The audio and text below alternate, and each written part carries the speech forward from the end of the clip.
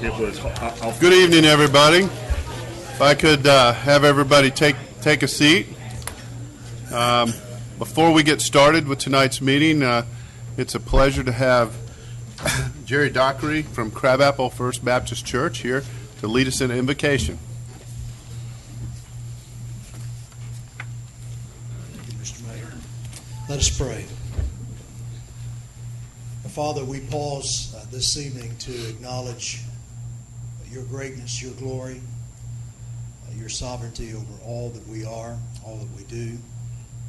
It is you who has ordained, Lord, government that enables us to organize ourselves for our own well-being.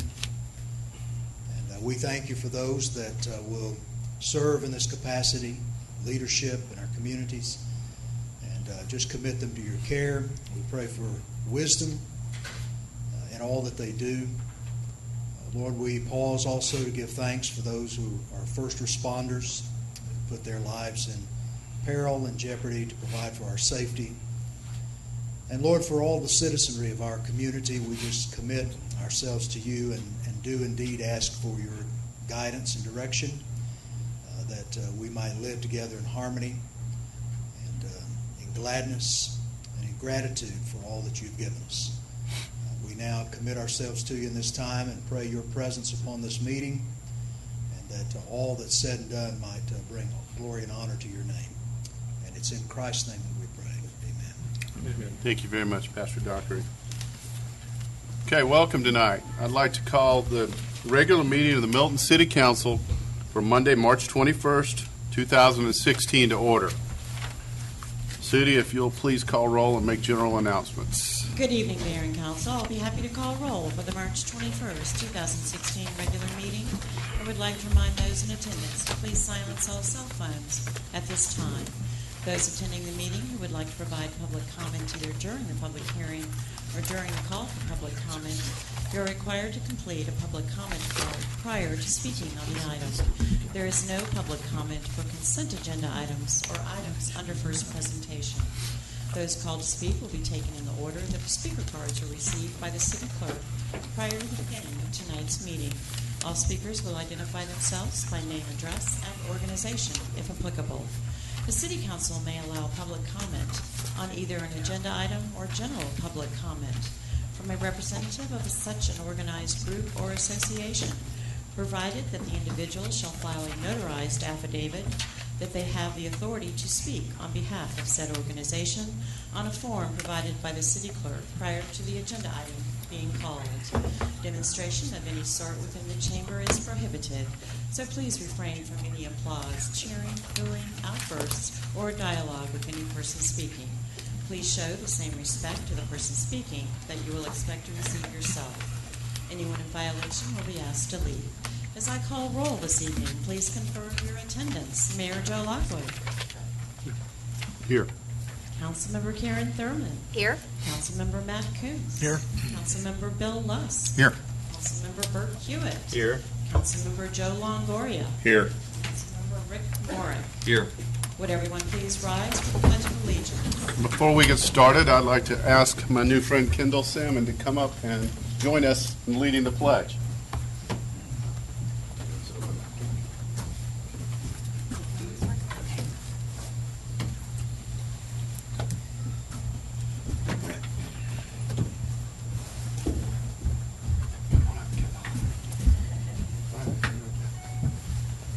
Pledge allegiance to the flag of the United States of America and to the republic for which it stands, one nation, under God, indivisible, with liberty and justice for all. Thank you, Kendall. You are welcome. All right. Thank you. Good evening. I want to welcome everybody here tonight. We've got several things on our agenda, a lot of presentations and proclamations, and also some zoning items. So got a full house, and we appreciate everybody being here. So, Sudi, if you would please sound the next item on the agenda. The next item is approval of the meeting agenda. This is agenda item number 16065. Okay, I'd like to, after item number 3 in reports and presentations, I'd like to add another presentation having to do with personnel. Is there anything else staff would like to add?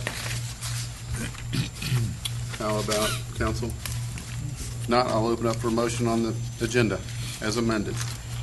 Make a motion to approve the agenda as amended, adding an executive session to discuss. No, it was Presentation. another proclamation. Okay, I'm sorry. Add another proclamation. Second. Okay, we got a motion from Councilmember Hewitt, second from Councilmember Morrick. All in favor, please say aye. Aye. Any opposed? Okay, that passes unanimous. Next item is public comment. Public comment is the time for citizens to share information with the mayor and the city council and to provide input and opinions on any matter that is not scheduled for its own public hearing during today's meeting. There's no discussion on items on the consent agenda or first presentation from the public or from council. Each citizen who chooses to participate in public comment must complete a comment card and submit it to the city clerk. Please remember that this is not a time to engage the mayor or members of city council in conversation. When your name is called, please come forward and speak into the microphone stating your name and address for the record, and you'll have 5 minutes for remarks. Anyone here with general public comment that has not turned in a card? Okay. Sudi, if you would please call the first person with public comment. We Speaker. have one general public comment card this evening, and that comes from Mr. Tim Becker.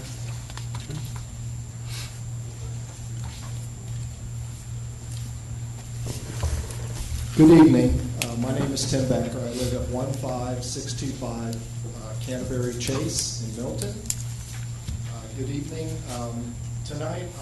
This evening I'm speaking on behalf of the Milton Coalition, which was formed in November to oppose the CSO.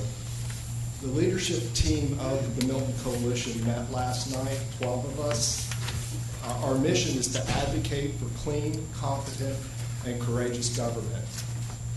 Behind me in the audience are 10 to 12 members from the Milton Coalition. We are ordinary citizens who are concerned about the current direction of our city. Most of us have never had any involvement in city government.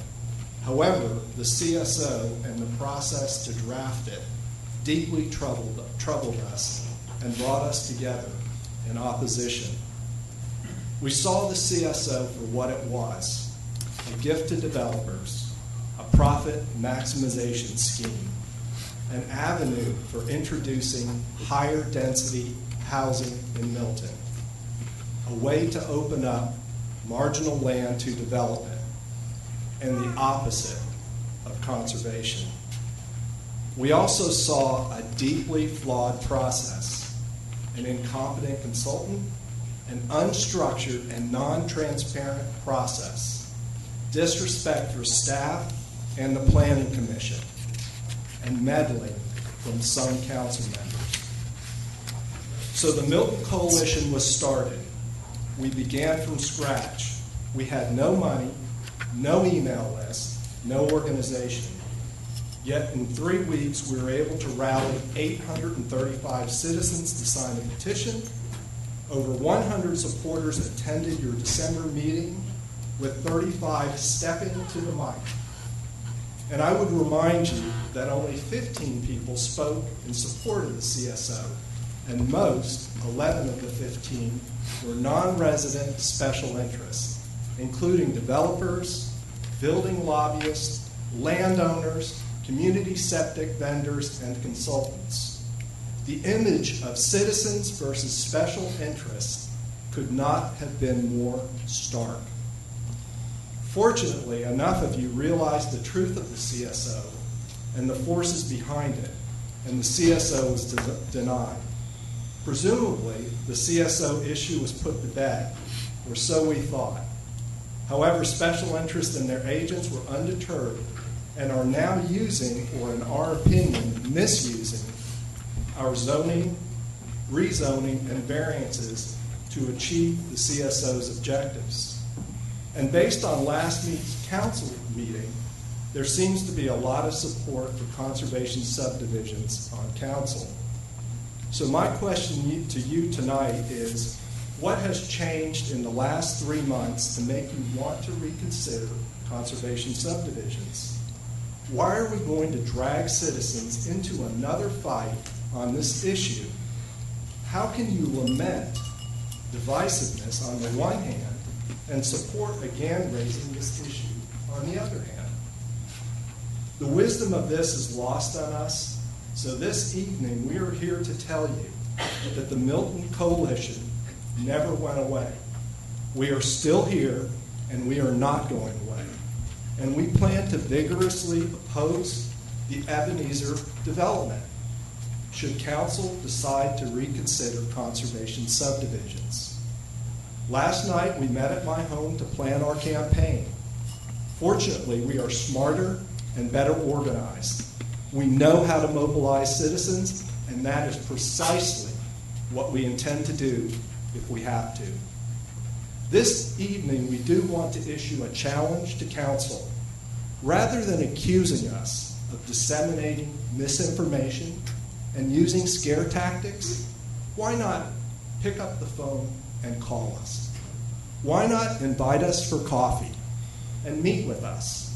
Why not talk to us instead of talking at us and down to us? Tell us why we are mistaken or what we are exaggerating. Better yet, we challenge council to hold a moderated town hall meeting where we can have a civil discussion or even debate about land use and conservation subdivisions. We invite you to come down from the dais and engage ordinary citizens without any special interest in the room. Let's work together to build a better Milton, which starts with two-way communication. Thank you very much. Thank you, Mr. Becker. If I could please refrain from applause. Thank you. All right, Judy, if we move on to our consent agenda, you'll call the items. Our first item this evening is approval of the March 7th, 2016 regular city council meeting minutes. Agenda item number 16066. Next, approval of the financial statements for the period ending February 2016. Agenda item number 16067. Third is approval of a mutual termination agreement between the City of Milton and the City of Johns Creek for information technology services. Agenda item number 16068. Our fourth consent agenda item this evening is approval of the Parks and Recreation Department agreement for outside providers between the City of Milton and Spurver Music. Agenda item number 16069. Next is approval of the Parks and Recreation Department facility use agreement, an addendum between the City of Milton and Hopewell Youth Association. Agenda item number 16070. Next is approval of a Parks and Recreation Department facility use agreement and addendum between the City of Milton and Eagle Sticks Rec, Inc. Agenda item number 16071. Our seventh consent agenda item this evening is approval of the Parks and Recreation Department facility use agreement and addendums between the City of Milton and North Georgia Recreation. Agenda item number 16072. Next is approval of a Parks and Recreation Department facility use agreement and addendums between the City of Milton and Halftime Sports, LLC. Agenda item number 16073. Next is approval of a Parks and Recreation Department facility use agreement and addendums between the City of Milton and Fit to You, Inc. Agenda item number 16074. Our 10th and final consent agenda item this evening is approval of an agreement between the City of Milton and the Georgia Bureau of Investigation regarding a memorandum of understanding and an equipment agreement relating to the startup of a Georgia Internet Crimes Against Children Task Force, ICAC, in the City of Milton Police Department. Agenda item number 16075. Mayor, I'll move to approve the consent agenda as prepared by staff. Second. I have a motion and a second for approval of the consent agenda. All in favor, please say aye. Aye. Any opposed? That's unanimous. Okay, next we'll move on to our presentations and proclamations.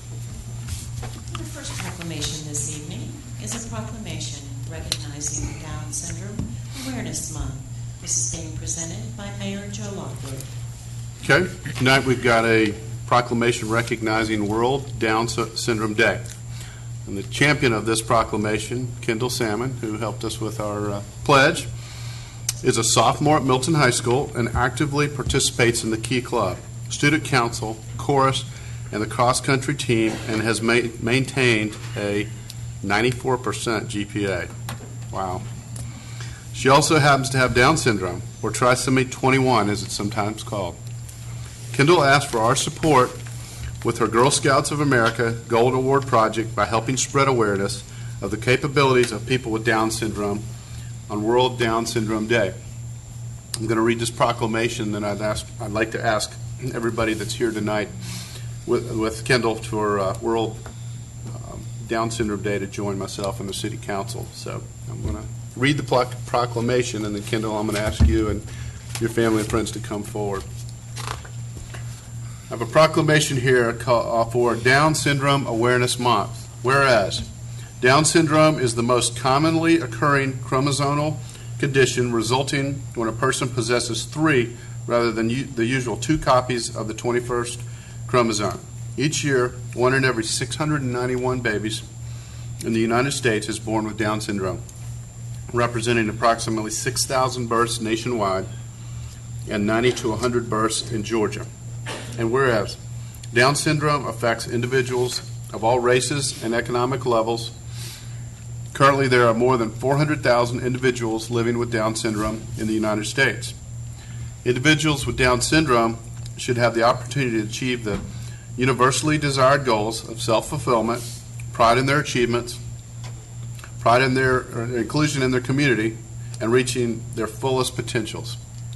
And whereas, due to medical advances, education, work opportunities, community-based recreation, and social as well as independent living choices, individuals with Down syndrome possess a wide range of abilities and are active participants in society. They hold gainful employment and participate in recreational and faith-based social activities. Also, as medical care continues to advance, individuals with Down syndrome are living longer and healthier lives as members of their communities. And whereas, while research and early intervention has resulted in the outstanding improvements in the length and quality of the life of individuals with Down syndrome, continued efforts in genetic research are needed to improve, correct, or prevent some of the challenges associated with the condition.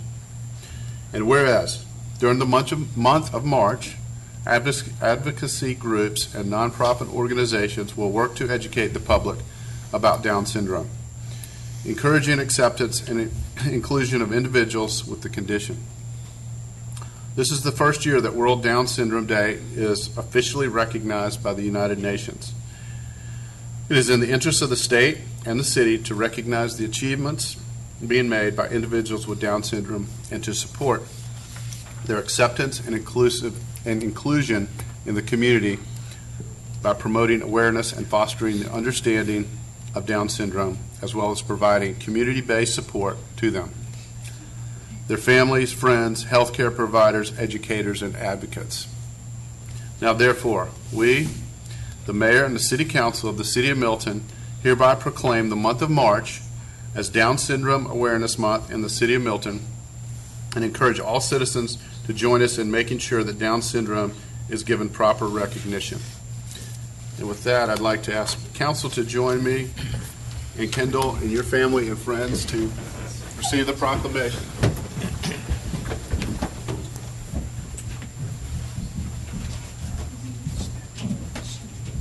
How many other kids in here or people had a 3-point flight?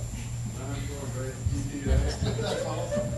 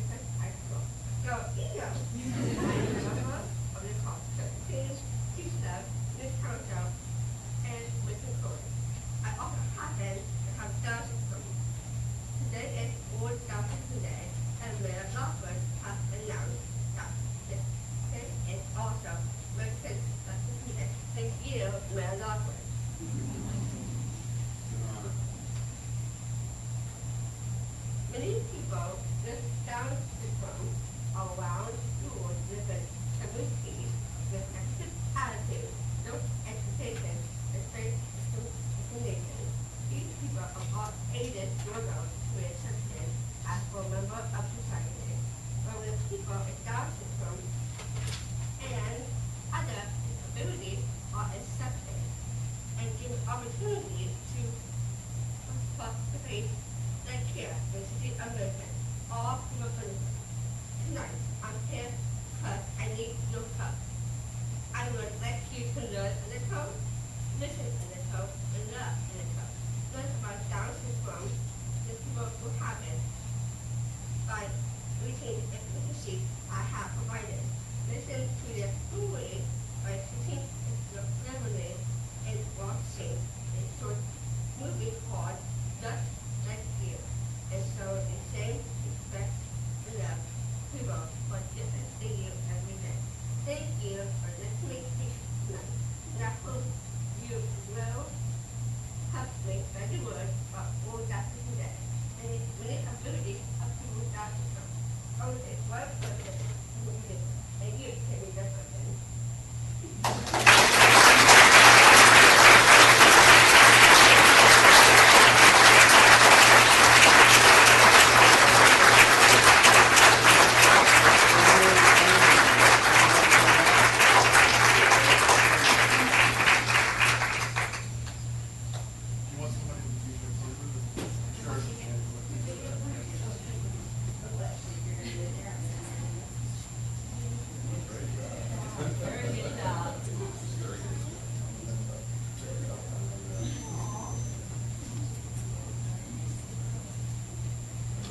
And the movie you mentioned is called Just Like You? Yes.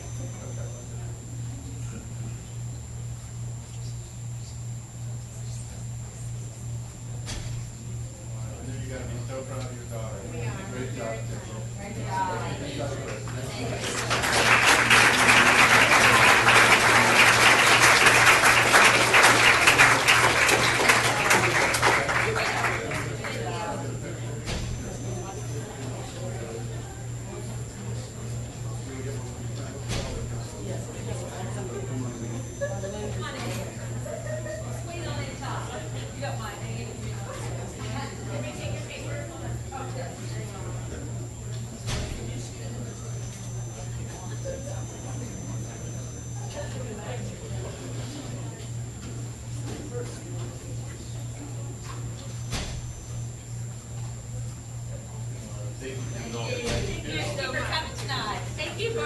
Thank you for accepting this.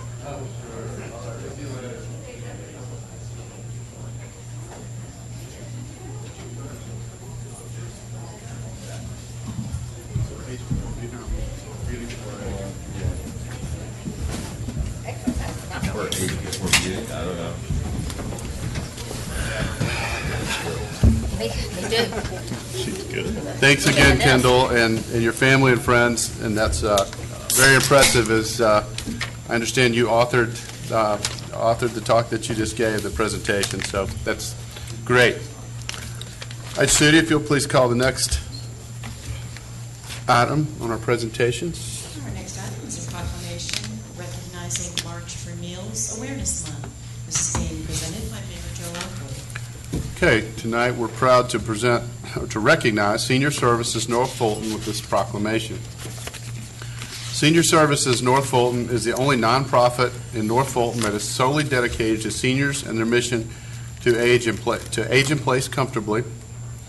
They provide Meals on Wheels for senior centers, Meals on Wheels for pets, transportation programs, and home health care, or home care. Our seniors are served no matter what their financial situation is, without payment expectations. 2016 is Senior Services North Fulton's 25th anniversary year, and we are looking forward to 25 more. Haley Evans, who is a volunteer program manager at Senior Services North Fulton, could not be here with us this evening, but would like to recognize and thank her for all she does to help our senior citizens. We would like to also recognize Ms. Kathy Field, who's also our Community Development Director, who is the current chair of the Senior Services North Fulton Board of Directors. And I'm going to read this proclamation, then I'd like Kathy to join myself and the council for this for a photo. And I just want to add, most folks are familiar with Senior Service or Meals on Wheels. In fact, I think it was just last week or the week before, I spent a few hours riding around with a lady and visiting seniors and giving them their meals. And, you know, the neat thing is it's really not about the food. I mean, the food's just a byproduct. Everybody we went to see was just excited to see somebody and talk to somebody, and it was kind of neat to see their interaction. They had got to know the volunteer that brings them their meals, and, you know, we sat down for 20, 30 minutes sometimes and talked to folks, and you just learn a whole lot. And a lot of these folks have been here forever, and it's just very enjoyable. So what a great program. And it's also, you know, the other byproduct is just the fact of having somebody come by every day and checking on somebody. Just that way, if something were wrong, they could let somebody know. So great program. It's proclamation, March for Meals Awareness Month. Whereas the Meals on Wheels program provided by Senior Services North Fulton delivers meals to seniors who are unable to prepare meals for themselves. And whereas Senior Services North Fulton is celebrating its 25th year administrating the Meals on Wheels program in the City of Milton with 100% volunteer force. And whereas in 2015, over 600 volunteers donated their time, vehicles, gasoline, and energy to deliver 35,000 meals with a friendly smile. And whereas no senior has ever refused service because of an inability to pay. And whereas these efforts have resulted in the improvement in the lives of seniors in need in the City of Milton with continued personal independence, nutritionally balanced meals, and daily visits by caring volunteers. Therefore, now, we, the Mayor and the City Council of the City of Milton, Georgia, do hereby proclaim the month of March 2016 as March for Meals Awareness Month in Milton, and urge every citizen to take this month to honor our Meals on Wheels program, the seniors they serve, and the volunteers that care for them. This is given under my hand and the seal of the City of Milton, Georgia, on the 21st day of March 2016. So if the council would please join me, and Kathy, if you'd step forward.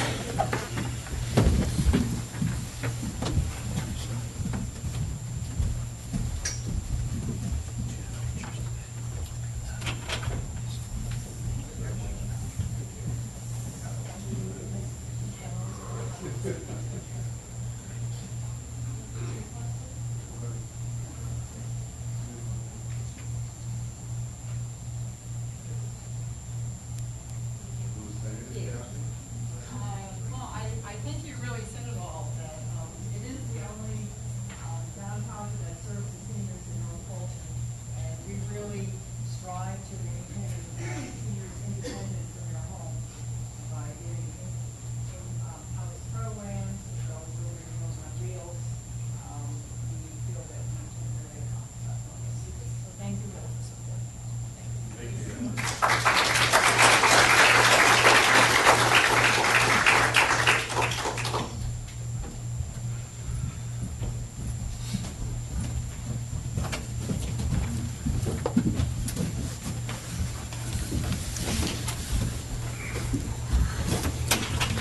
All right, Judy, if you'll please call our next presentation.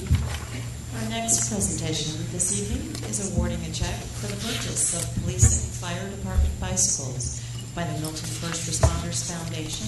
This is being presented by Manny Triantis.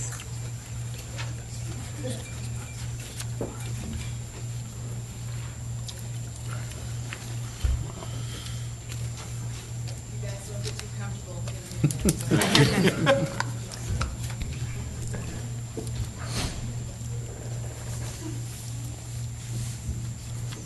Hi, my name is Claudine Wilkins, and I'm the chair of the Milton First Responders Foundation. It's a nonprofit, all-volunteer-based organization that started last year, and our mission is to encourage and strengthen the bond between first responders in our city, and our citizens of Milton.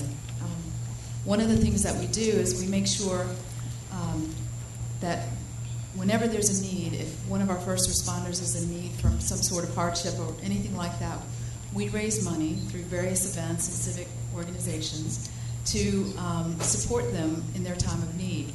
Another thing that we do is we also, for unbudgeted items that the city has not budgeted for, we ask them their wish list. And one of those came last year when we had a need to provide bicycles for the first responders.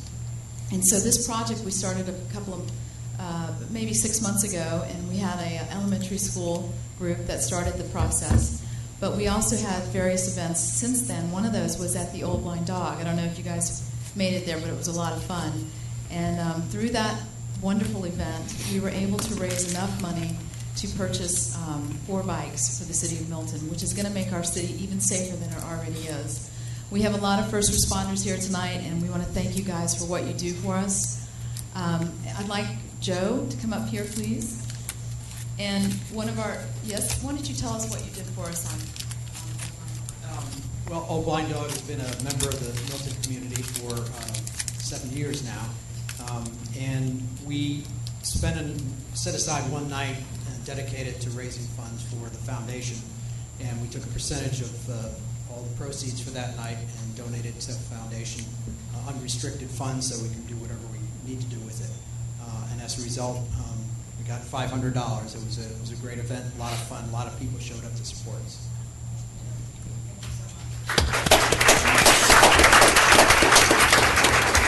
Is Renee living in the room? Is Renee here? Renee, come on up, please. Last minute, a couple of weeks just before this event, we had a wonderful organization called the William B. Organ Foundation. Let me give that to you. And they made a substantial donation. With that, we were so happy. At first, we only had 1 bike, and all of a sudden, we were able to get 4. So these bikes, by the way, are specially outfitted to save lives and to also patrol in large crowds. So it's going to be great. You'll see them out at events. And I want to remind everyone that we're a volunteer organization, so anyone in this room can call us and let us know if you're interested in donating your time, talent, and treasure. But we really want to thank you very much for the donation, and we can't wait to see the bikes on the streets. It's going to be great.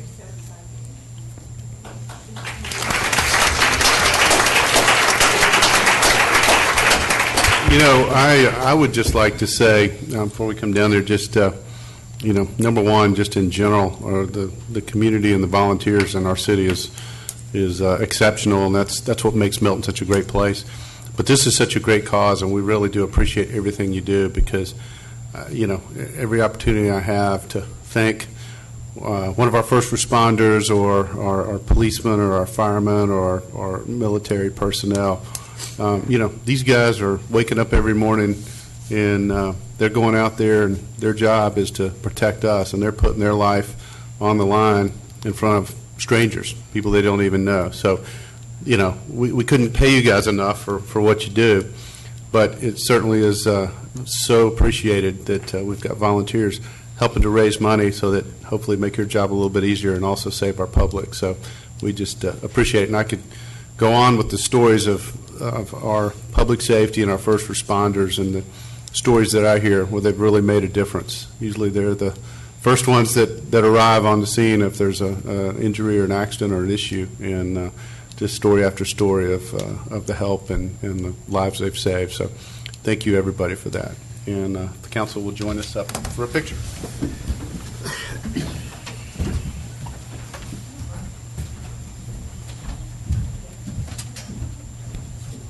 We'd love to have the chief of police and fire department come up, and everybody else who's got a badge on, a gun, fire hose, all the above.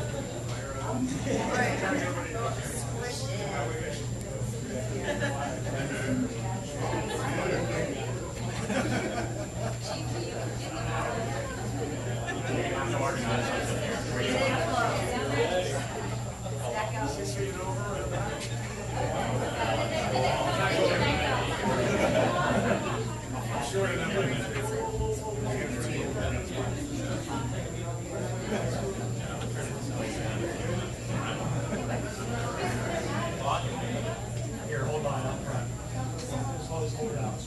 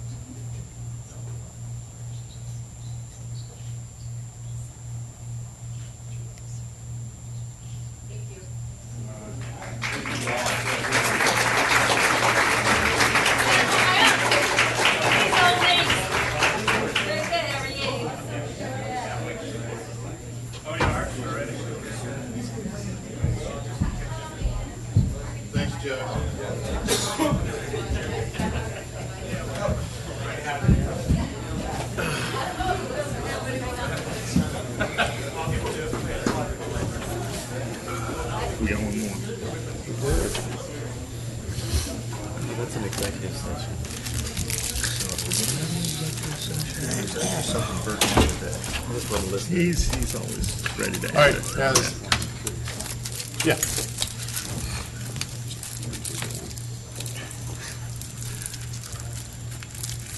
All right, as I added another proclamation, I've got another proclamation here. And this proclamation is recognizing Fire Chief Robert Edgar for his achievement of Executive Fire Officer. You surprised, Chief? The proclamation here recognizing Fire Chief Robert Edgar for his achievement of Executive Fire Officer. Whereas Fire Chief Robert Edgar began his career as a firefighter in 1978 with the Fort Lauderdale, Florida Fire Rescue Department, and during his 29 years of service rose through the ranks to Assistant Fire Chief. And whereas in 1988, Chief Edgar was recognized as Firefighter of the Year and is a certified paramedic. And whereas Chief Edgar assumed his role as Fire Chief with the City of Milton in 2009. And whereas during his tenure as Fire Chief of the Milton Fire and Rescue Department, his many achievements include significant improvements in the department's ISO rating, policies and administrative structure, as well as facilities and equipment, and he held a leadership role in the radio upgrade of the North Fulton Regional Radio Authority. And whereas Chief Edgar has also been responsible for the addition of a transport rescue unit, a reserve fire apparatus, and an upgrade to the advanced life support capable engine companies. And whereas he is an active member of the Georgia Fire Chiefs Association, Metro Fire Chiefs Association, Southeast Fire Chiefs Association, National Fire Protection Association, and the International Association of Fire Chiefs. And whereas the Executive Fire Officer program is a flagship leadership course series at the National Fire Academy designated to provide senior fire executives, fire chiefs, chief fire officers, and others in key leadership roles with the ability to transform fire and emergency services from a reactive to a proactive service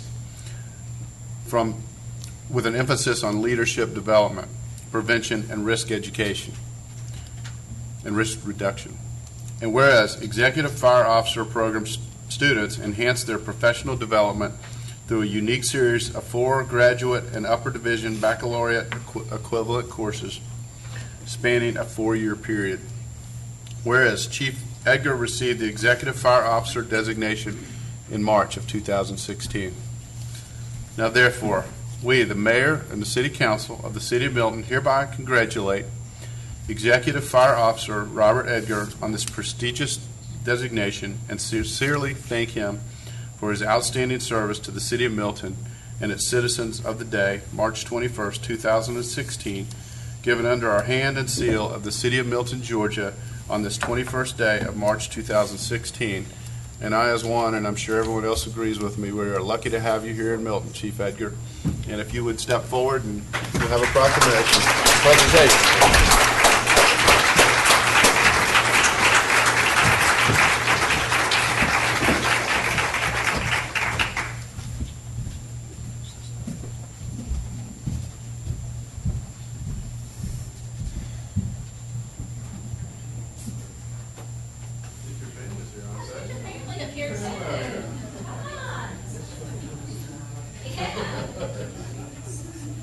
Takes the whole family to get some of these certifications.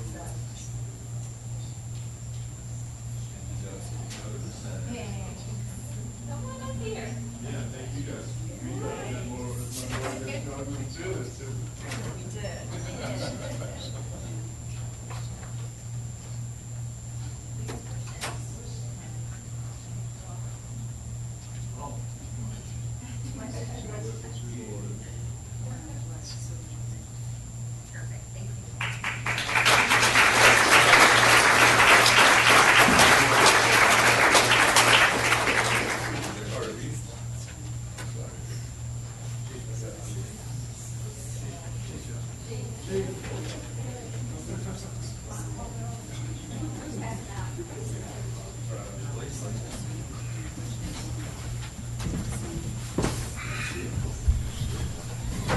Yeah.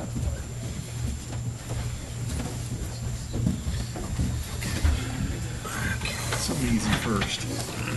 Okay. Alcoholic beverage license.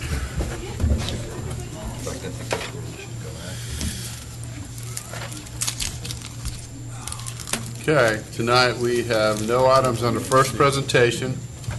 Our next item is a public hearing. Sudi, if you'll please call the item. Our next item is consideration of the issuance of an alcohol beverage license to Persis Atlanta Inc., doing business as Persis Biryani Indian Grill, located at 631 North Main Street, Suite 100, Milton, Georgia 3009. The applicant is Shradir Dadapanani, consumption on premises, wine, malt beverages, and distilled spirits. Agenda item number 16076, Ms. Stacy Inglis. Thank you. And Sudi, I have to say I'm thoroughly impressed with your pronunciation of everything. This is a new establishment in Milton. 631 North Main Street is located across the street from Big Lots on just almost in Alpharetta. Just to give you an idea where it is, it's in a shopping center over there. And the applicant has adhered to all of the requirements to get his license, and staff recommends approval. I'll be happy to answer any questions. Okay. Before I have any public comments, anybody have any questions for Stacy on this? No. Or do we have any public comment on this, Sudi? There is none, sir. Okay, I will close the hearing. Is there any questions or comments from council? Okay, hearing none. And I will Mayor? open up for a motion. Mayor, I move that we approve the issuance of an alcoholic beverage license to Persis Atlanta Incorporated, agenda item number 16-076. Second. Okay, I have a motion from Councilmember Longoria, second from Councilmember Moore. All in favor, please say aye. Aye. Any opposed? That was unanimous, Sudi. Thank you. Okay. All right, we'll move on to our zoning agenda.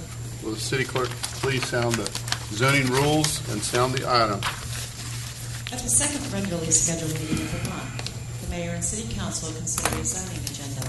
These items include rezoning petitions, modifications of zoning, use permits, and associated concurrent variances, in addition to ordinances, resolutions, and text amendments. I would like to acquaint you with some of the rules and procedures for this meeting.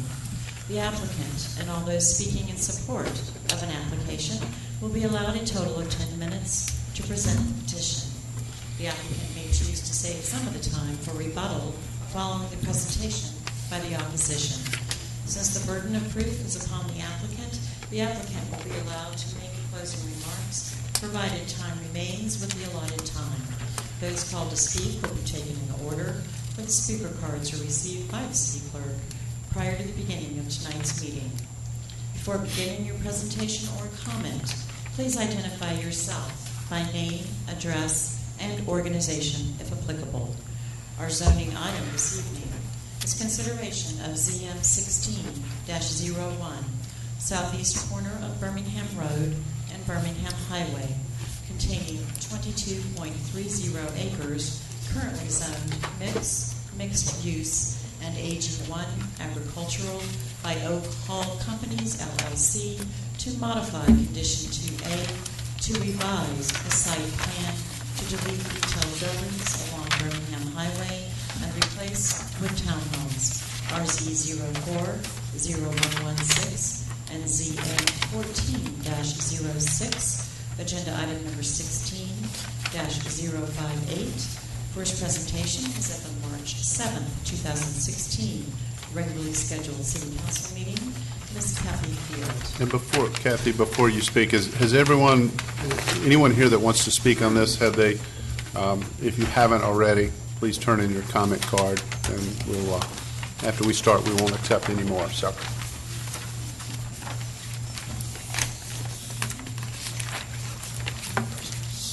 Okay, Kathy? Mr. Mayor, members of the City Council, you have in front of you outlined in red the parcel in question.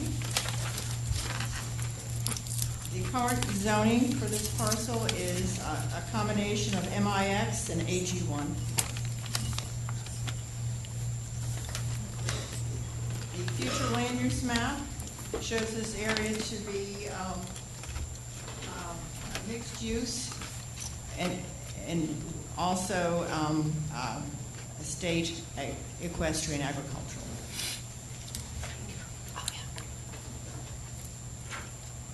This is the current approved site plan. This is the revised site plan that was submitted on February 23rd on this parcel.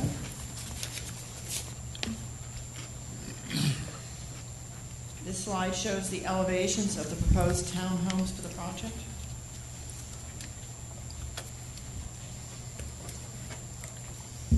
The background of this parcel is as follows. The subject site was rezoned from C1 Community Business and M1 Manufacturing to MIX Mixed Use on November 3rd, 2004, pursuant to RZ 04-116 by the Fulton County Board of Commissioners. One of the three corners that were zoned as part of this rezoning is the subject site.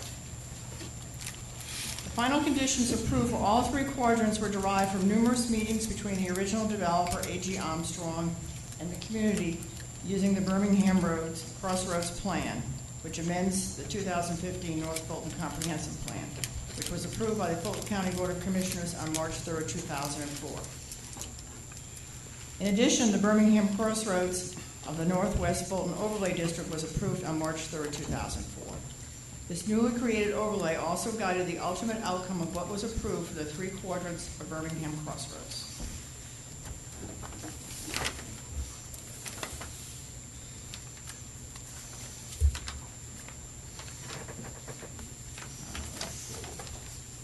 The central premise of both the plan and the overlay was that the Birmingham Crossroads should be a neighborhood node consisting of 27.1 acres, which at that time recommended up to 100,000 square feet of commercial uses, up to 100,000 square feet of office uses, and up to 5 residential units per acre. Since the time of the rezoning in 2004, the northeast and southwest quadrants have been developed as approved. The southeast quadrant has remained undeveloped other than the existing structures on the 22.3 acres. Current request under CM 16-01 is the applicant is requesting to modify condition 2A, that is to revise the site plan dated June 17, 2014 with the revised site plan received on February 23, 2016. Now, to sort through the history of what has happened in terms of the various rezonings on this parcel, we've come up with this chart that I'd like to go through with you that sort of outlines, because there have been 3 actions already, and this is the 4th on this parcel. So the first one was in November of 2004, and what was approved at that time was retail office for 46,000 square feet, a daycare at 10,000 square feet, 33 townhomes, and a community septic park in the AG1 area. On June 2014, this was modified to the following. Retail office at 22,250 square feet, the deletion of the daycare, and we changed the 33 townhomes to townhomes and single family, so it could be a combination. And we also added architectural requirements. Then in July of 2014, the community septic and park in the AG1 was deleted.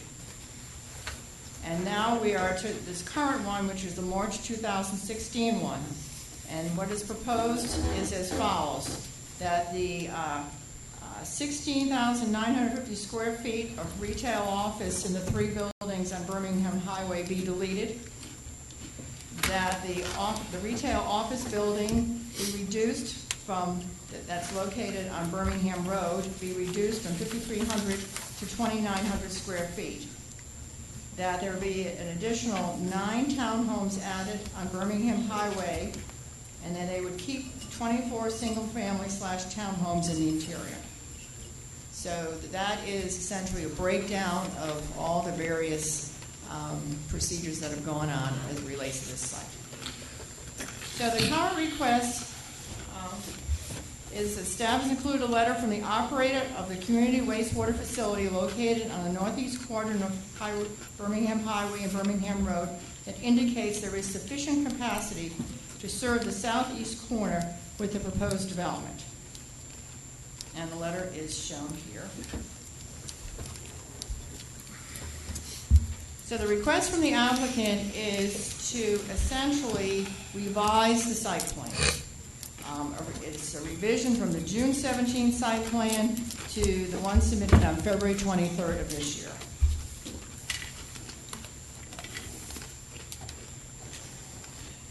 The proposed elimination of 3 retail buildings consisting of 16,950 square feet along Birmingham Highway and the reduction of the retail building along Birmingham Road from 5,300 square feet to 2,900 square feet is not consistent with the Birmingham Crossroads Plan recommendation of providing a mix of uses, including commercial, office, and residential uses within the southeast quarter.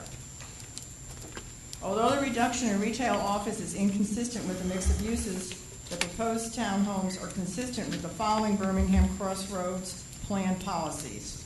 Will develop in a village-type pattern, will be pedestrian-oriented, and will be contained within the 27.1 acres. In addition, the form and mass of the townhomes are the same or similar as retail office buildings would be if they were developed. Based upon the fact, however, that the proposed reduction of retail office is inconsistent with the overall plan for Birmingham Crossroads, staff recommends denial of ZM 16-01.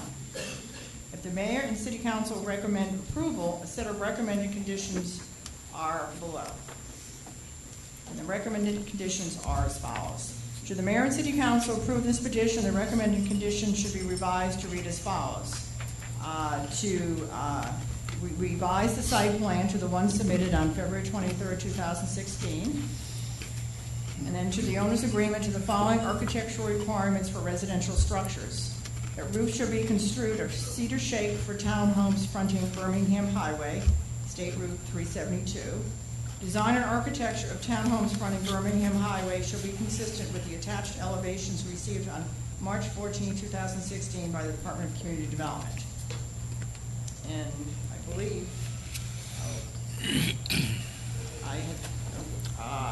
I believe the developer has those new elevations and can show them to you.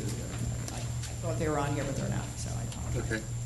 Kathy, and before I open up public comment, the questions, can you confirm how many additional townhomes, based on what you had on the screen, it didn't look like any more than 33. The original, there was 33 townhomes or single-family homes. Right. With deleting these commercial buildings, but it was still showing 24 plus 9 is Yes, 33. So are there's actual additional homes, because correct? the previous site plan in 14, I believe, had 30. And so he didn't actually, he was approved for 33. And the site plan showed 30. So this time around, he's now,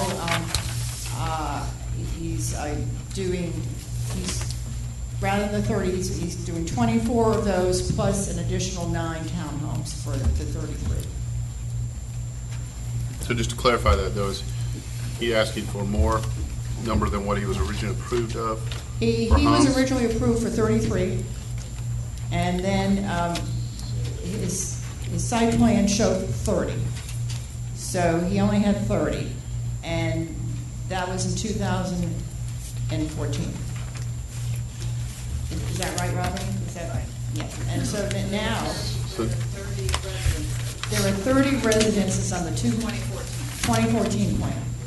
Okay. This new plan is showing 33, which is not in addition more than the number of residences that were approved in 2014. All right. Anybody else have any questions before we have public comment? Bill? Yes, Kathy, on your chart, the last chart that you had up there.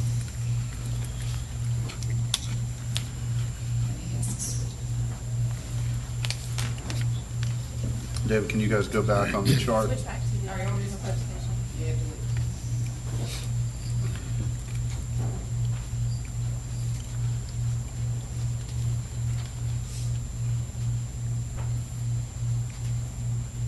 There we go. Okay.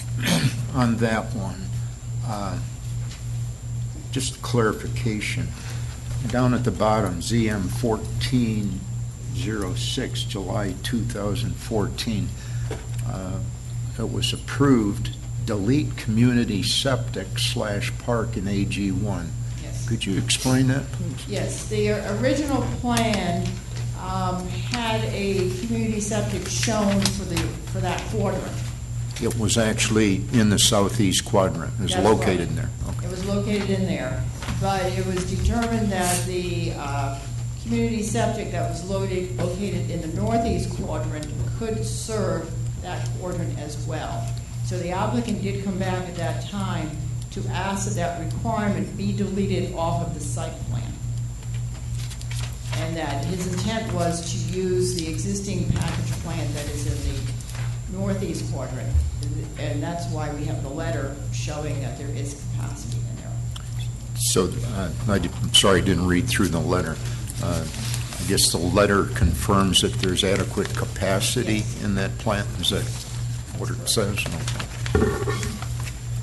Thank you. And then, Karen? The site plan that we have that was at our desk is dated March 21st, and it shows 24 single-family, and then it appears to be 7 others. And if I'm not really tired from busy season, 24 plus 7 is actually 31, not 30. Is that correct? You're absolutely correct. The plan that was submitted to us had 9 townhomes, but my belief is that the applicant tonight has submitted a revised site plan that only shows 7. Yeah, so that's, and I imagine the applicant, when he makes his presentation, will address this one here. I just want to make sure that we're discussing the same plan here, so. Okay. Any other questions? Then I'll open up for the hearing for, start out with those in support of this application. Our first speaker is Mr. Doug Dillard.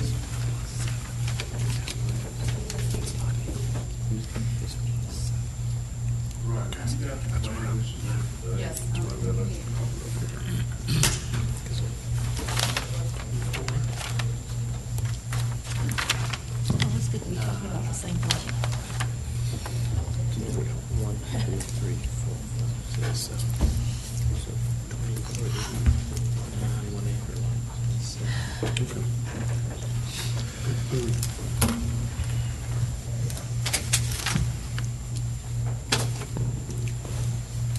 Mr. Mayor, members of council, I'm Doug Dillard, attorney for Freeze and Torgerson, and I represent the applicant. I'm not going to go through the history of this. Kathy's done a very good job. I want to point out that the site plan that you see in front of you now is a site plan that we asked to be adopted. The difference between this site plan and the February site plan that's being considered is, as the mayor pointed out, is now 7 units on Birmingham Highway, which is triplexes and duplexes as opposed to just townhouses. The type of material that's going to be used for the construction of these units is the same. It's not just cedar-shaped roof, however. We would like for there to be inclusion of some metal roofing, which is consistent with the historic structures that were present in Milton back years ago. So what we're asking is that this be amended to reduce the retail to 2,900 square feet, and that there be 7 duplexes plus the townhouses and single-family detached shown on the plan for a total of 31 units, which is less than the total that was approved in 2014. I find myself in an unusual position tonight because most of the time I'm coming before local governments asking that residential be converted to some non-residential use. That's not the situation today. And the reason for that is that the market conditions that exist, primarily because of the reduction in total residential development, has caused this non-residential node not to be marketable. We're looking at over 14 years since this property was originally zoned as a mixed-use node. The properties that have been developed across the highway from this property experience a 35% vacancy rate. The issue relative to the capacity of the sewer is also important. Mr. Braswell sent you a letter which we asked to be included in the record, Robin, dated Friday, March the 18th. And it was written to Mr. Lust, but we have had copies given to each one of you, I believe. And it's important to note that a 5,000 square foot restaurant would have approximately 80 seats and 10 employees, would take 4,200 gallons per day, which is almost half the capacity that we've been allocated from the private system. Based on that, all we could build on the site would be the 5,000 square foot restaurant and 18 homes, significantly under what you have previously approved on this property.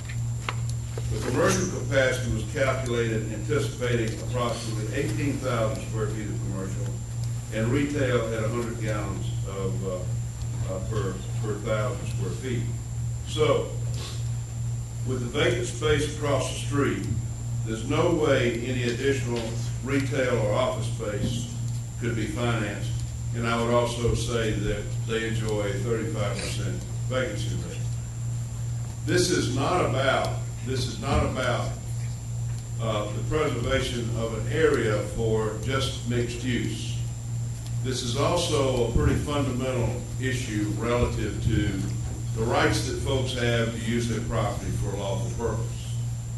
While we can't turn down zonings based on increased traffic, any more than we can turn down zoning based on increased or lack of sewer capacity, it's important, I think, for the local government to work with the property owner, to work with an applicant, not to necessarily achieve the highest and best use, which was the situation in Flynn versus DeKalb County, but to look for a reasonable use, to look for a use that blends in, that is not inconsistent with the total uses that are experienced in the area.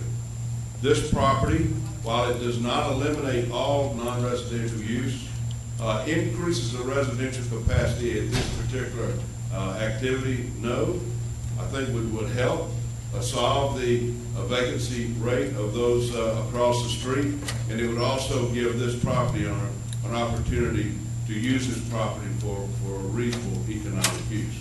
Had this property been suitable for non-residential use, believe me, it would have been developed years and years ago. I remember when this debate occurred back before the Board of Commissioners of Fulton County, and Mike Ken was very astute in asking, why is it that we want to make this a mixed-use node? The reason for it was that we wanted to preserve the residential character, the horse farms, the acre area, and this, along with the other Birmingham location at Crabapple, were the two areas that they said should achieve that. Well, they're not totally right, they're not totally wrong. Some of it has worked out okay. You've got a successful Publix grocery store across the way. However, you've also got a 35% vacancy. So with that, we would ask that you approve this, and I would like to reserve my remaining time for rebuttal. And I have Mr. Tad Braswell here, who represents the applicant, who would also be available to answer any questions. Okay. Mr. Mayor. Thank you. All right, City, if you please call the next speaker. That's all that we have in support, sir. The first in opposition is Mr. Tim Becker.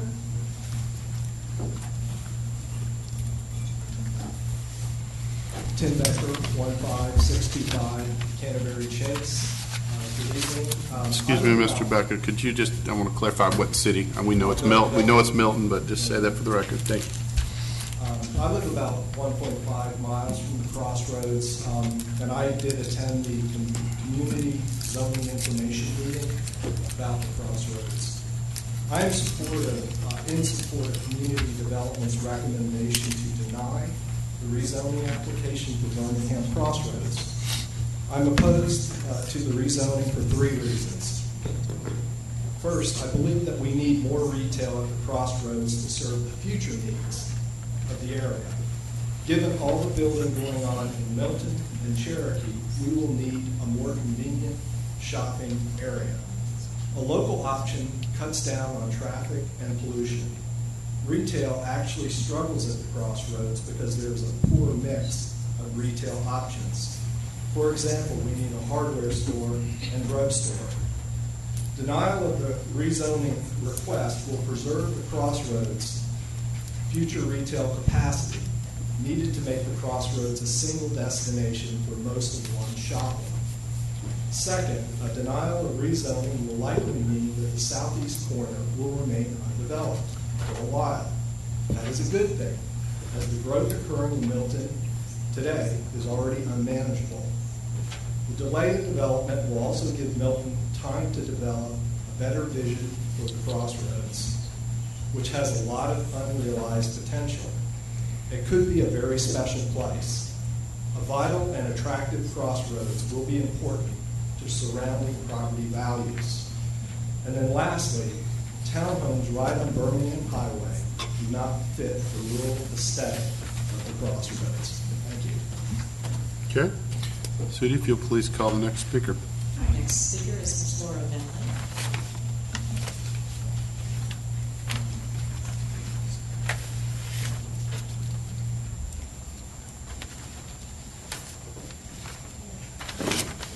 Laura Bentley, 2500 Bethany Church Road, Milton.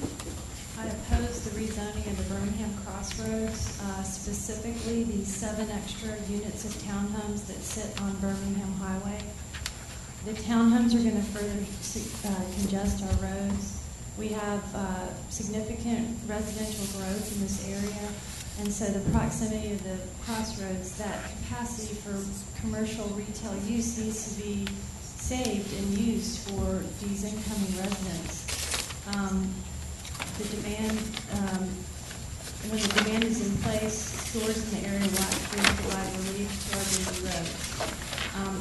I'm concerned about crossing the road with community septic.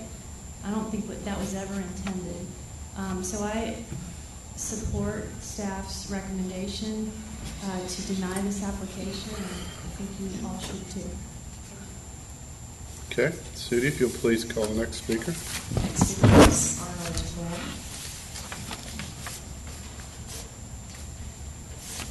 Good evening. My name is Arnold Moore. I'm a citizen of Milton, 395 Canterbury Lake, Milton. I think that this proposed change in zoning is a very poor trade-off for the citizens of Milton and for the city of Milton. We're losing 19,000 square feet of opportunity for retail space, which I think is going to be very important in the next 5 years. We're also trading off, I think, a very important tax base potentially in the years to come for very little gain in terms of the tax base that you'll get from any increased housing. And I'm not quite sure, since we surprised tonight with a new plan, whether there's any increased tax base whatsoever in the plan that's proposed tonight. I don't know where everybody else has been, but I've been in a recession since 2008. The housing in Milton is recovering from the recession, has been recovering for a year and a half or 2 years. I don't think the commercial property has begun to recover yet. I think the housing has to come first, and then the commercial opportunities will follow the housing. There's a great deal of development going on in the northwest corner of Milton and in Cherokee County, which is very close to Birmingham Crossroads as well. I think if we wait a couple of years, we'll find there are much better bargains for the citizens of Milton than giving away 19,000 square feet of commercial property, which is irreplaceable. So I'm strongly in favor of the mixed use of Milton, and I'm strongly in favor of it for economic reasons. I think it's better for the tax base of Milton in the long run to have 19,000 square feet of commercial property. I want to make one additional point. I have driven around the existing businesses and Birmingham Crossroads. All of those businesses are either small storefronts or small office facilities, as best as I can tell. 19,000 square footage gives you an opportunity to some really viable medium-sized businesses, 5,000, 6,000 square feet. You could build 3 of those, maybe a couple of smaller buildings. Right now, in the existing infrastructure in Birmingham Crossroads, there are no room for medium-sized businesses. The only medium-sized business is Publix, in my opinion. So once more, in my opinion, I think both from the standpoint of citizens of Milton having a place to shop, because there are no other shopping districts within a very large radius, 5 or 6 miles of Birmingham Crossroads, and from the standpoint of the future tax base of Milton, that this proposal ought to be turned down. I'll make the final comment that when somebody comes and surprises you with a brand new proposal at a meeting, at the very least you need a continuance on this issue. Thank you very much. Thank you. Sudi, if you please call the next speaker, if there are. Next speaker is Michael Chambers.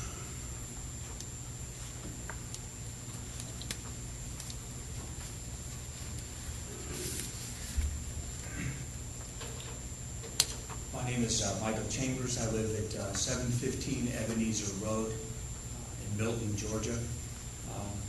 I'm here to speak today more toward, I believe it will be a different topic. I'm not sure I got slated into this spot. So, Let me clarify. If this is, if it's on a different topic, it would have needed to be done in general public comment versus any comment. That box. Yeah, my yellow card. So Okay. So we must have. Is that, you want to confirm that, Sudi? It looks like he's written Ebenezer Road Development.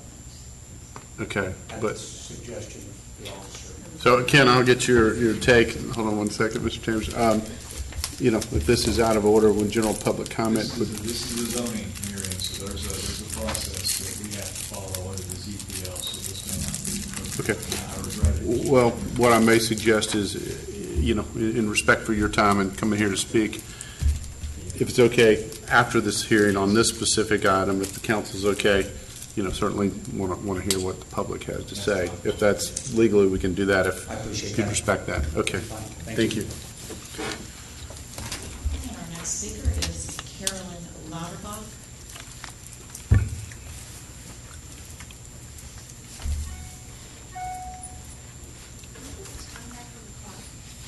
For what just happened, I think we lost. I just want to check if there's other people here. My name is Carolyn Lauterbach. I'm at 649 Citation Trail in Milton, the Triple Crown subdivision. And rather than take up extra time, I'll just ditto what everybody else said right here. I'm in opposition to this zoning. Thank you. Thank you. Sudi, if you please call. Do we have any more speakers? Yes, we do, sir. Next is David Damiani. Hello, David Damiani. I'm at 935 Post Oak Close, Milton. Can y'all hear me? Good. Because sometimes I feel like y'all are listening. I just want to make sure you can hear me. I'm going to echo what everyone else out here said. There's no reason to add any more to it. I do live in that neighborhood. We've got a lot of development going on to the north of Forsyth County. We've got a lot of development going on to the west of Cherokee County. And we know what's going on in Milton. There's going to be tremendous demand for retail needs in this area. Let's not take that off the table. I sympathize with the folks who want to sell the property, but just because the time is not right now to develop it in retail capacity doesn't mean let's change the rules. All right? Let's oppose this and move on. Thank you. Okay. Sudi, if you'd please call the next speaker. Next speaker is John Stone. John Stone, 1087 Bream Drive, Milton, Georgia. So tonight we're in the same position that we were just a few months ago when the conservation subdivision ordinance was up for a vote. There was an extreme amount of opposition to the type of development, and yet we continue to try to move forward with a similar type of a development. I'm here today to strongly oppose the approval of the rezoning of the southeast corner of the Birmingham Crossroads, to further express my dissatisfaction, for the city if they do not listen to their constituents regarding CSO-type developments, and to add to the record my opposition to any changes to the Ag 1 zoning developments for any other areas within the city of Milton. Furthermore, I'm opposed to any development that requires a community septic system or the expansion of sewer into any portion of the city of Milton. The current Ag 1 zoning of the majority of the city is the primary reason I moved to the city of Milton. I knew that the topography of the city would limit development based on the septic perk testing requirements. This is the reason we are able to live in a community where the developments require large lots and some areas cannot be developed. Excuse me, sir, let me, in all due respect, let me break in, and Ken, I'll ask for your help on this. If we're crossing the line here, I think we're talking more in generals with versus this actual application. If you could curtail this, but if you could curtail this to just this application, and again, we'll introduce public comment on general at another time. Well, the current Ag 1 zoning protects home values and prevents high-density Okay, development. I'm gonna move us on then to the next one, please. If this is not about Ag 1 zoning. This is in all due respect, Similar topic. It's Okay. specific. Zoning. It's a zoning I'm hearing. opposed to this development. Okay. And Thank you, I'm sir. opposed to any type of development like this. We understand. Thank you. Change the rules. Thank you. If you'll please call our next speaker, City. Recycling there, we've almost come at the 10-minute mark for. How many more speakers do you have? We've got seven. Okay. I certainly, as always, would want to hear from the public. So if the council, if we want to add another 10 minutes and ask, the speakers to not repeat, but to give them, an opportunity to speak. And if the council's okay to add another 10 minutes, and that can be added to both sides. So the other side will get equal amount of time. That's what I said on both sides. Okay. If that's okay, we'll add another 10 minutes and continue with the speakers. Would have 14 minutes to speak about the report. Continuing in opposition, Pamela Campbell. Pam Campbell, 16645 Wayside Drive, Milton, Georgia. I'm here today to oppose the approval of the rezoning of the southeast corner of Birmingham Highway and Birmingham Road, the Birmingham Crossroads. It appears as though the City Council is not listening to their constituents regarding the community septic type developments. I also wish to record my opposition to any changes to the AG1 zoning development for any other areas within the City of Milton. City, if you please call the next speaker. Next speaker is Mr. Curtis Mills.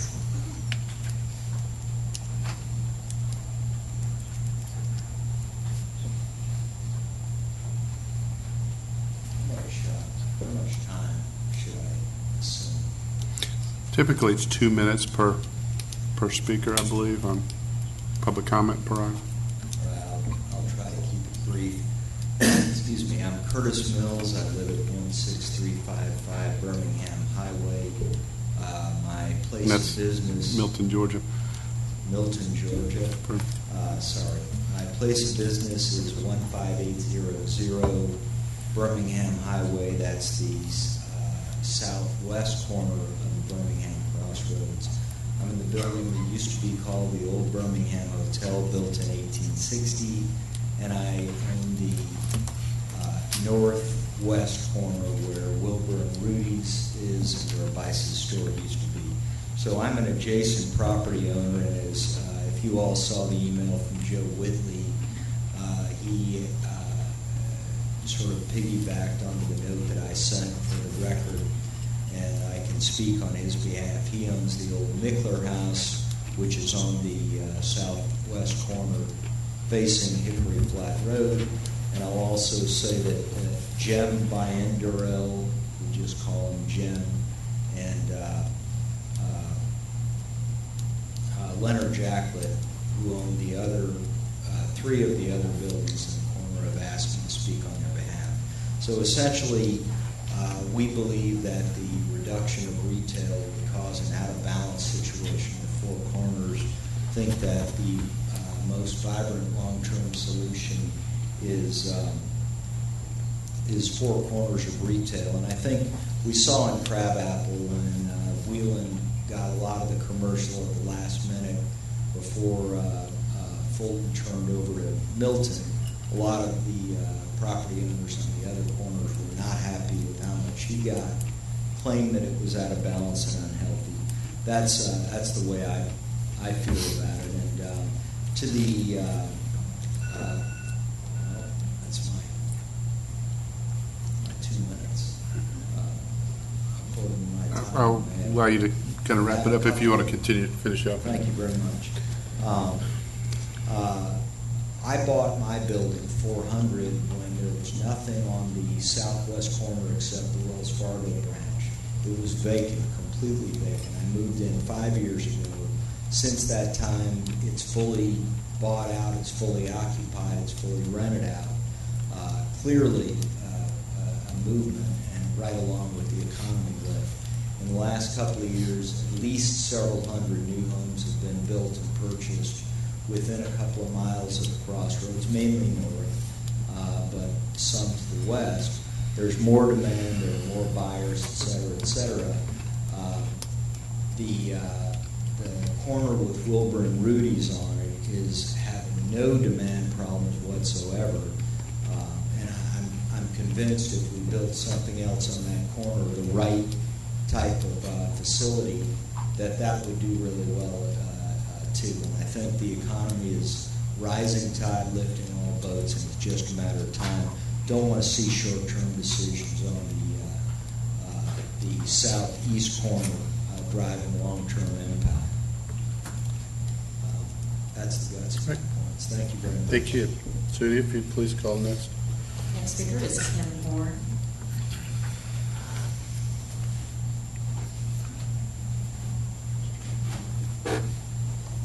Good evening. My name is Kim Horn. I live at 415 Wade Glen Court in Milton, and I'm here to ask that you uphold staff's recommendation to deny case number ZM1601 for the southeast corner of Birmingham Crossroads is inconsistent with the Birmingham Crossroads plan and the overall plan for the area. The developer has not demonstrated any hardship as to why this change. So therefore, I request that you deny the zoning modification. Thank you. Okay. Sudie, if you'll please call the next speaker. Next speaker is Catherine Smith.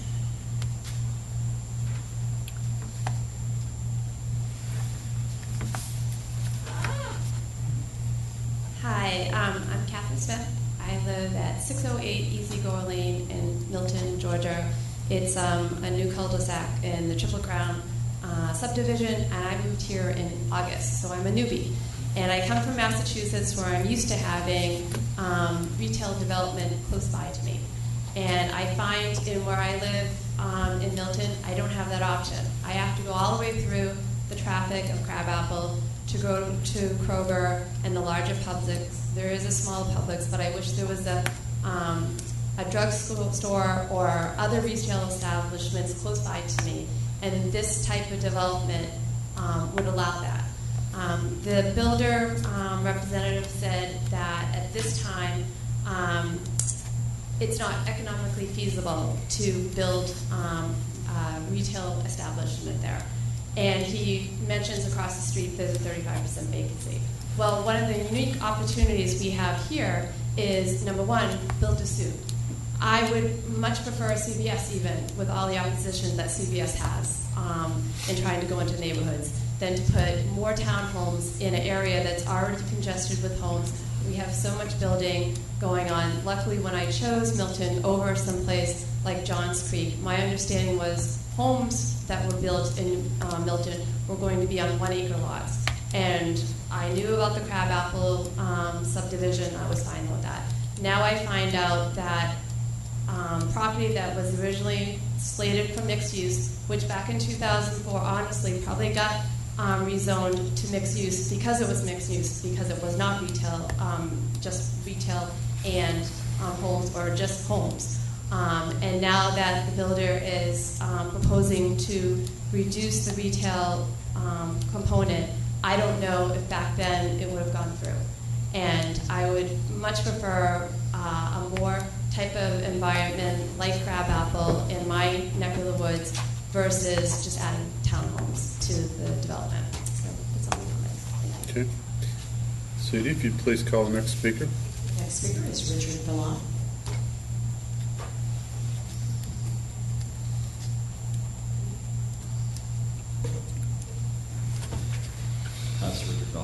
I live at 15750 Canterbury Chase in Milton. I just wanted to state that I'm opposed to the rezoning of the southeast corner of Birmingham Crossroads for many reasons that everyone else has already spoke about, so I don't want to repeat everyone. I just add a couple of things. I don't think the infrastructure is really suited to put what I would call multiplexes, triplexes, dualplexes, and townhomes in that particular piece of property. I don't know if anyone's done a traffic study, but if you've ever been out to Birmingham Crossroads at either the morning or the evening, you'll see traffic lined up all the way to Freemanville Road, and then however far south, and then however far east or west. Regardless, with the schools, with the traffic, I don't think a flow study's been done. I doubt a traffic engineering study's been done, but I don't believe it can handle it regardless. Honestly, it's probably something to work on in general. Additionally, I think that throwing a new wrench in the system here by triplexes and duplexes definitely does not fit with the rural character of Milton. I think that's kind of been a big issue that this place has visited a few times, and honestly, those being the frontage of Birmingham Highway would obviously violate that code of Milton's character. And lastly, I think, obviously we've been visiting this a lot of times, but, as some of my other colleagues out here, or my other neighbors have stated, if you look at the commerce in that area, you see this, the new Wilbur and Rudy's, I would tell you that in my view, in my experience, has been quite vibrant. I think that's likely going to be the case. There's a lot of development out there. The last thing we need to do is put in what I would call duplexes, triplexes, cluster housing into an area where you could put, would be areas of commerce, whether it be restaurants, whether it be small shops, in order to facilitate some serve the local residents. It would be much appreciated. But the biggest issue is traffic. And if anybody's ever wants to come and do a case study on a traffic snarl, come on up and during school hours in the morning or rush hour in the evening. Thank you. Okay. So do we have more public comment? We have two more comments. Okay. Next speaker is Arlene Salmon.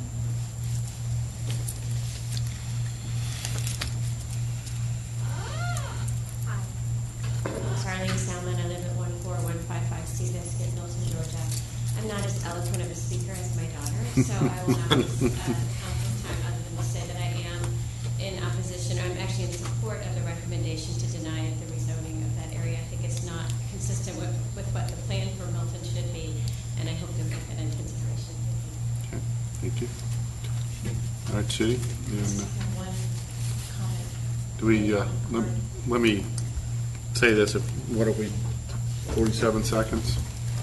I'd be willing to do a final 2 minutes and then add 2 minutes to the opposite, or to the applicant, if council's okay with that. Okay. The next speaker is Ms. Julie Sonner Bailey.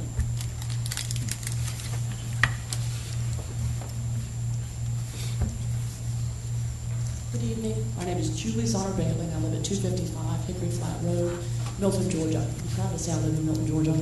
I'm asking this evening that you deny this zoning modification, specifically ZM 1601. I support staff's recommendation for denial, and I ask that you consider denying this as well. This zoning modification is in conflict with the Birmingham Crossroads overlay. It's in conflict with the original zoning that has already taken place on this quadrant, dating back to November 3rd of 2004. It's in conflict with several zoning modifications that have taken place. Those were noted earlier as a matter of record by staff.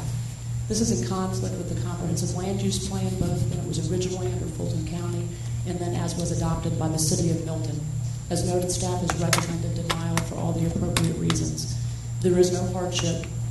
The Birmingham Crossroads needs a balanced four-corner retail solution for all the reasons originally contemplated, not more townhomes.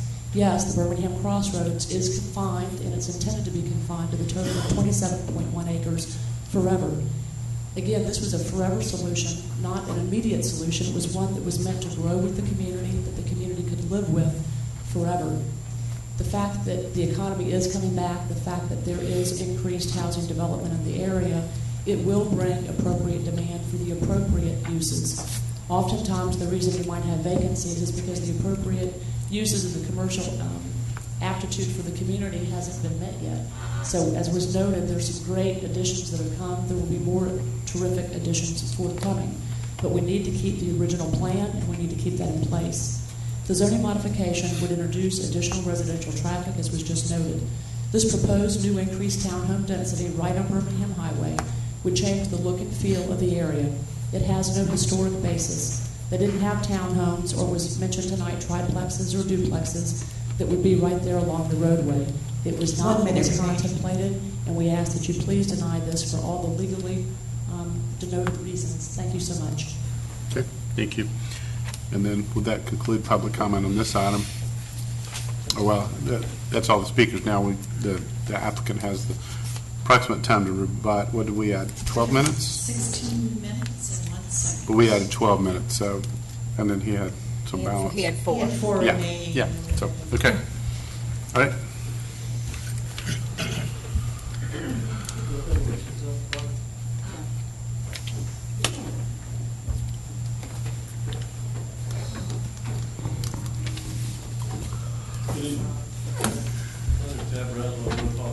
We're at 5256 Eastern Road in Atlanta, Georgia. Thanks for hearing us tonight. We've tried to work hard to come up with a plan that works with the original intent, I feel, of what was going to happen here with the zoning cases. This is what you're looking at is the elevations that we worked with the city architect to get approved. It's very close to, I think he would approve this. We were talking about a change in the roofs from all wood to wood and metal. That's what's across the street. This is, I developed Crabapple Station down the road in Crabapple. We worked very hard to get the right balance in that community. The retail deal struggled for many, many years until all of Crabapple got built out.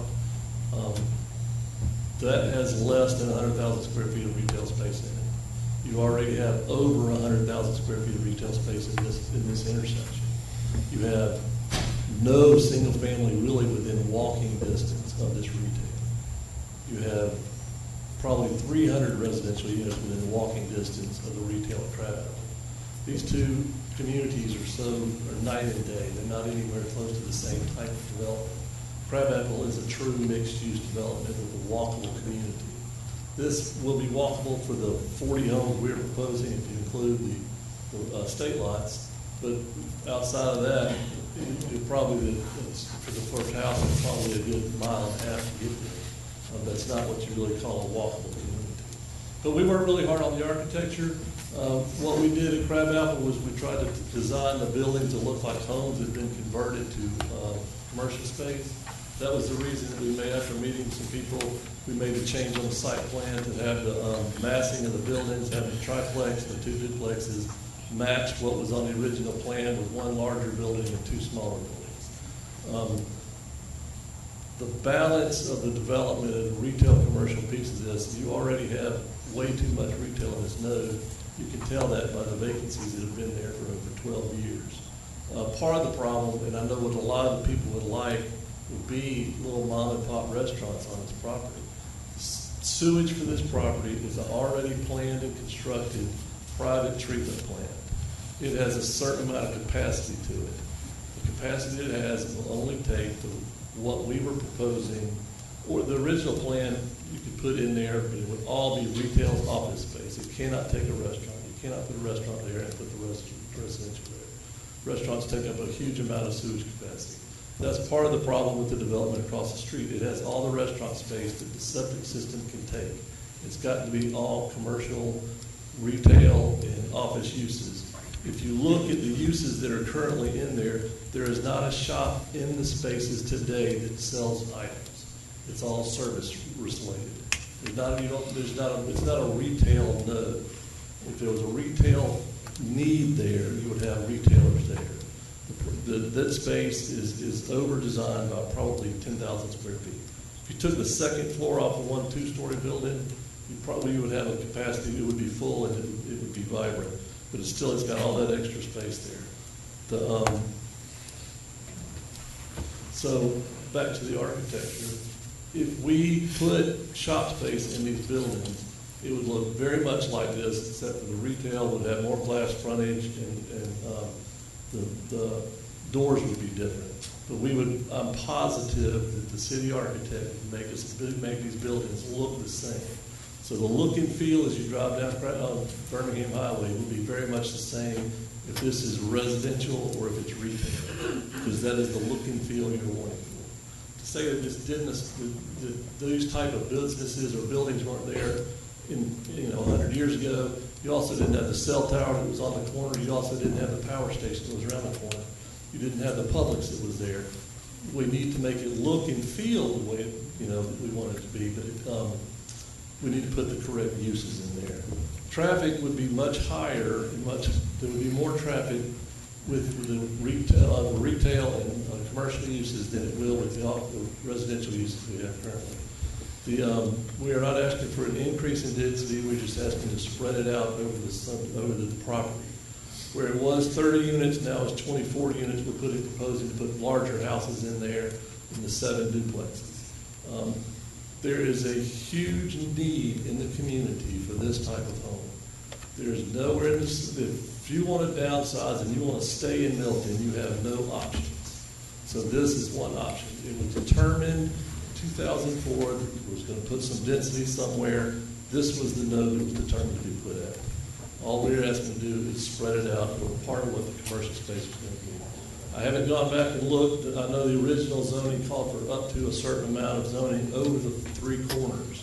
I think that what you have is plenty of retail commercial space already, and you have no residential. So you have a mixed-use development, but you have no residential attached to it. So to balance it out, we need to build a product that is desired today, and you have a huge market.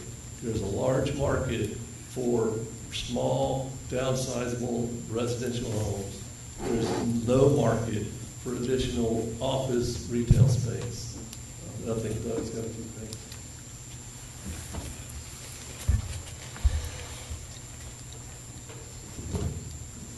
Thank you, Ted. In closing, Mr. Mayor, members of council, several of those in opposition have talked about there's no hardship.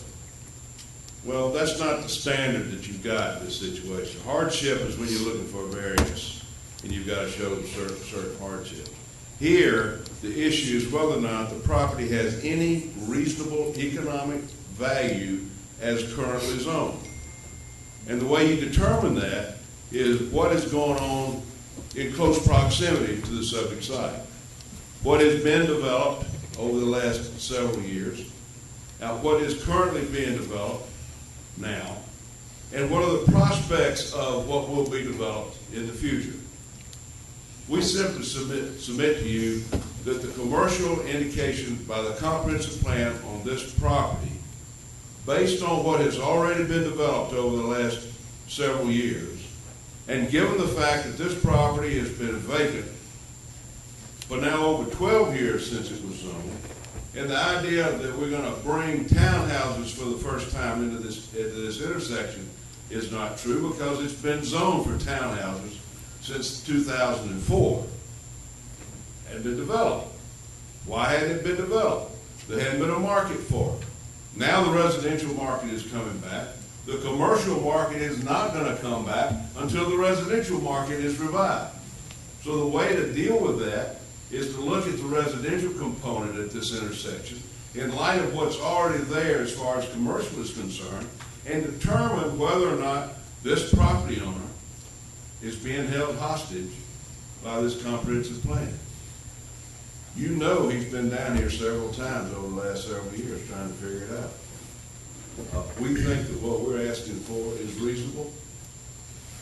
We don't think that there's any public purpose being served by keeping the property zoned commercial. As a matter of fact, based on what's currently there, it's a taking of a valuable property right to require that they keep 22,000 square feet of commercial on this property that they cannot use, cannot sell, cannot develop. What we're asking for is for a different use. We're going to save some of it. The corner there for the 2,900 square feet, that might be good for a wine or some small shop of some sort.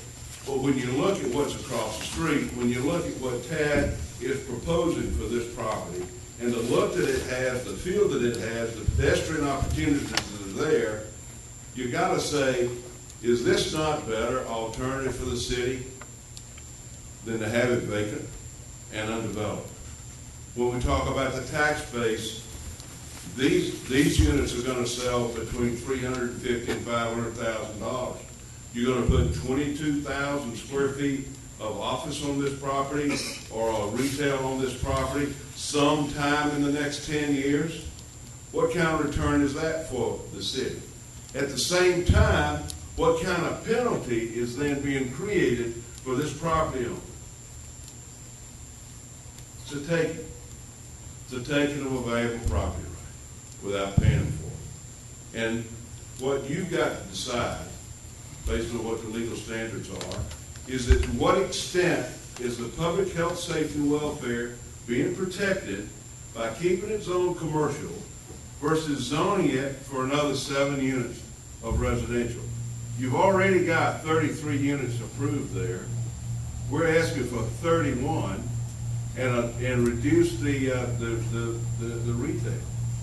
So the impact, the overall impact on infrastructure, traffic, sewer, etc., is less based on what we're asking for, and is within the capacity that's available versus the commercial use that does not have the capacity for sewer and is going to generate more traffic, and I submit to you is not in the best interest of the protection of the public health, safety, welfare. And that's what you've got to do. You've got to create a balance between my right as a property owner to use my property for any lawful purpose versus the protection of the public health, safety, and welfare by leaving it under its current classification. We submit to you that the comprehensive plan that calls for commercial on this property is not in the best interest of the public health, safety, and welfare. It might have been a good idea 12 years ago. I can remember having worked on the Crabapple Birmingham deal, which was very controversial at that time. You know, that was a big deal because Milton, rightfully so, wants to keep its residential character. Well, you've got to have sufficient residential base in order to sustain the retail side. And that's just not there within walking distance of this property. So what we're saying is that our request is reasonable. We have no reasonable economic use of the property as currently zoned. It's not in furtherance of the best interest of the public health, safety, and welfare to keep this property zoned as it is. And we ask that you approve this rezoning request. It's 7 units. It's not that much over what's been approved already. Yet it's significant, it is significant to the total number of units, which is 31, over what has previously been approved, which is 33. We're going to keep a little bit of retail there, but for the most part, it needs to be a residential node. The retail guys across the street will appreciate it. It'll help their business a lot. And we think then you're not taking this property without paying this property owner fair and adequate just compensation. Thank you. Thank you. So do we have anybody else? That's all, sir. Probably.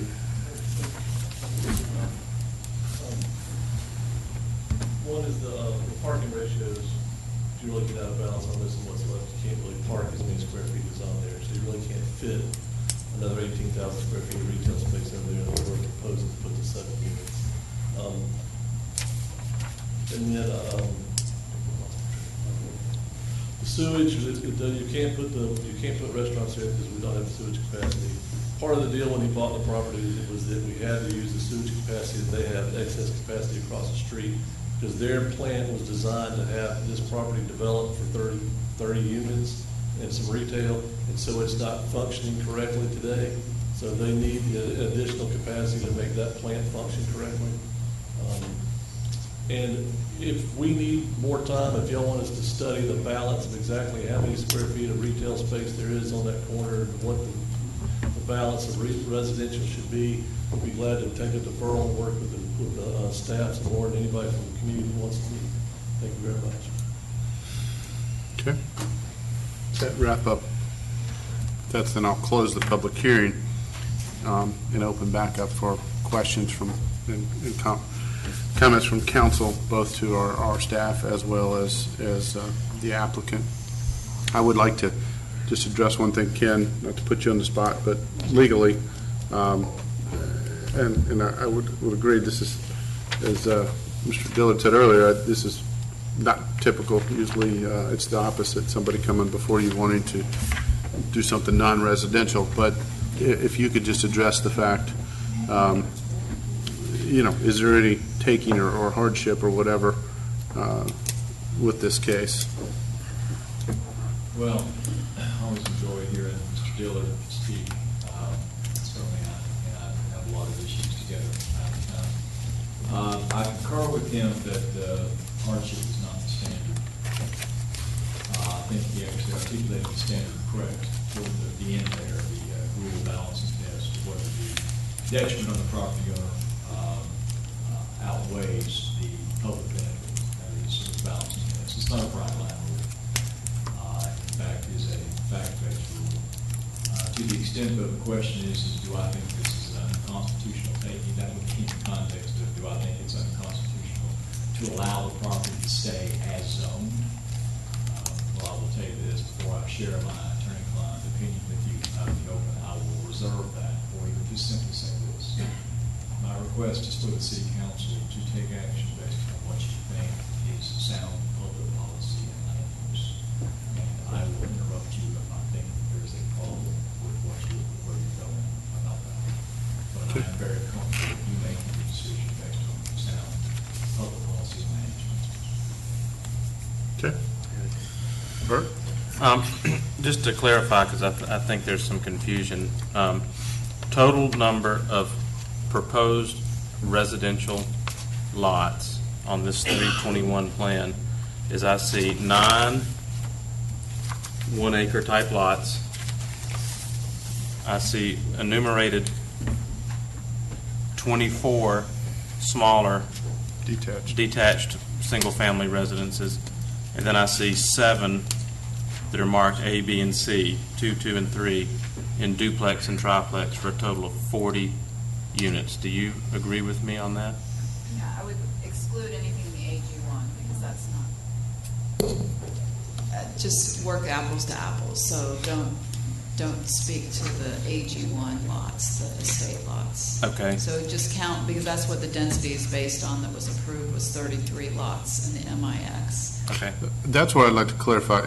So, Rami, is the 33 lots, is that exclude the AG1, the Correct. 1-acre lots? Correct. So are we saying that right now, on this revised plan, we're showing 33 homes? I think he has less than 33 Well, on the MIX side. 24. 31. 24 plus 7. Right, 31. And apples to apples was, if you go back to 2014, was there allowed 33 residential Well, units? originally it was 33 from 2004, and I believe even in 2016, he didn't use the full You mean 33. It was kind of 2014, midway. you mean? 2014, yes. He used around 30 or 31. I can double check for that. So I guess the point is that it was approved for 33, and it's not, there's not adding any additional units. It's just using what was already granted to them in 2004. So really, what the decision here, or the issue is, not that they're necessarily adding residential units, but basically trading the commercial property for some residential units. Correct. So it's not necessarily removing some commercial and adding additional units than they weren't already approved for. Is that right? You're just correct? You're really removing the non-residential and redistributing the residential 33 lots minus a couple. Okay, now I'm not leading the conversation anywhere. I'm just asking. I just Right. want to clarify that. Right. So they're not presenting anything larger than what was already approved. In fact, it's a little bit less that they're presenting than what's approved per the 2004 zoning, rezoning in Fulton County. Okay, because I'm actually more of a fan to have the commercial there to balance it out, because I believe at some point it'll be needed. We don't have much, but I did want to clarify the fact that if, they're not actually asking for more units than what was originally approved.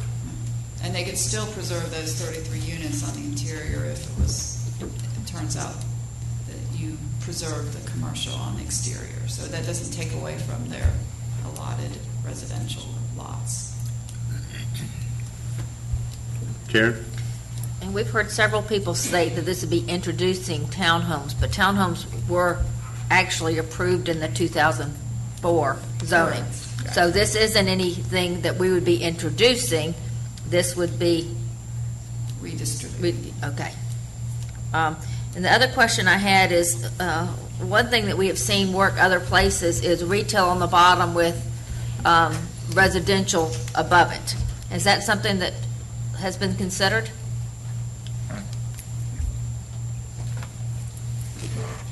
One of the problems with forcing residential retail on this site is that the cost of building today, especially building residential over retail, the rent rates that we would have to charge to make that financeable, and actually it would not be financed. I could not get a bank or an investor to give me a loan to build retail space at this price any time in the foreseeable future.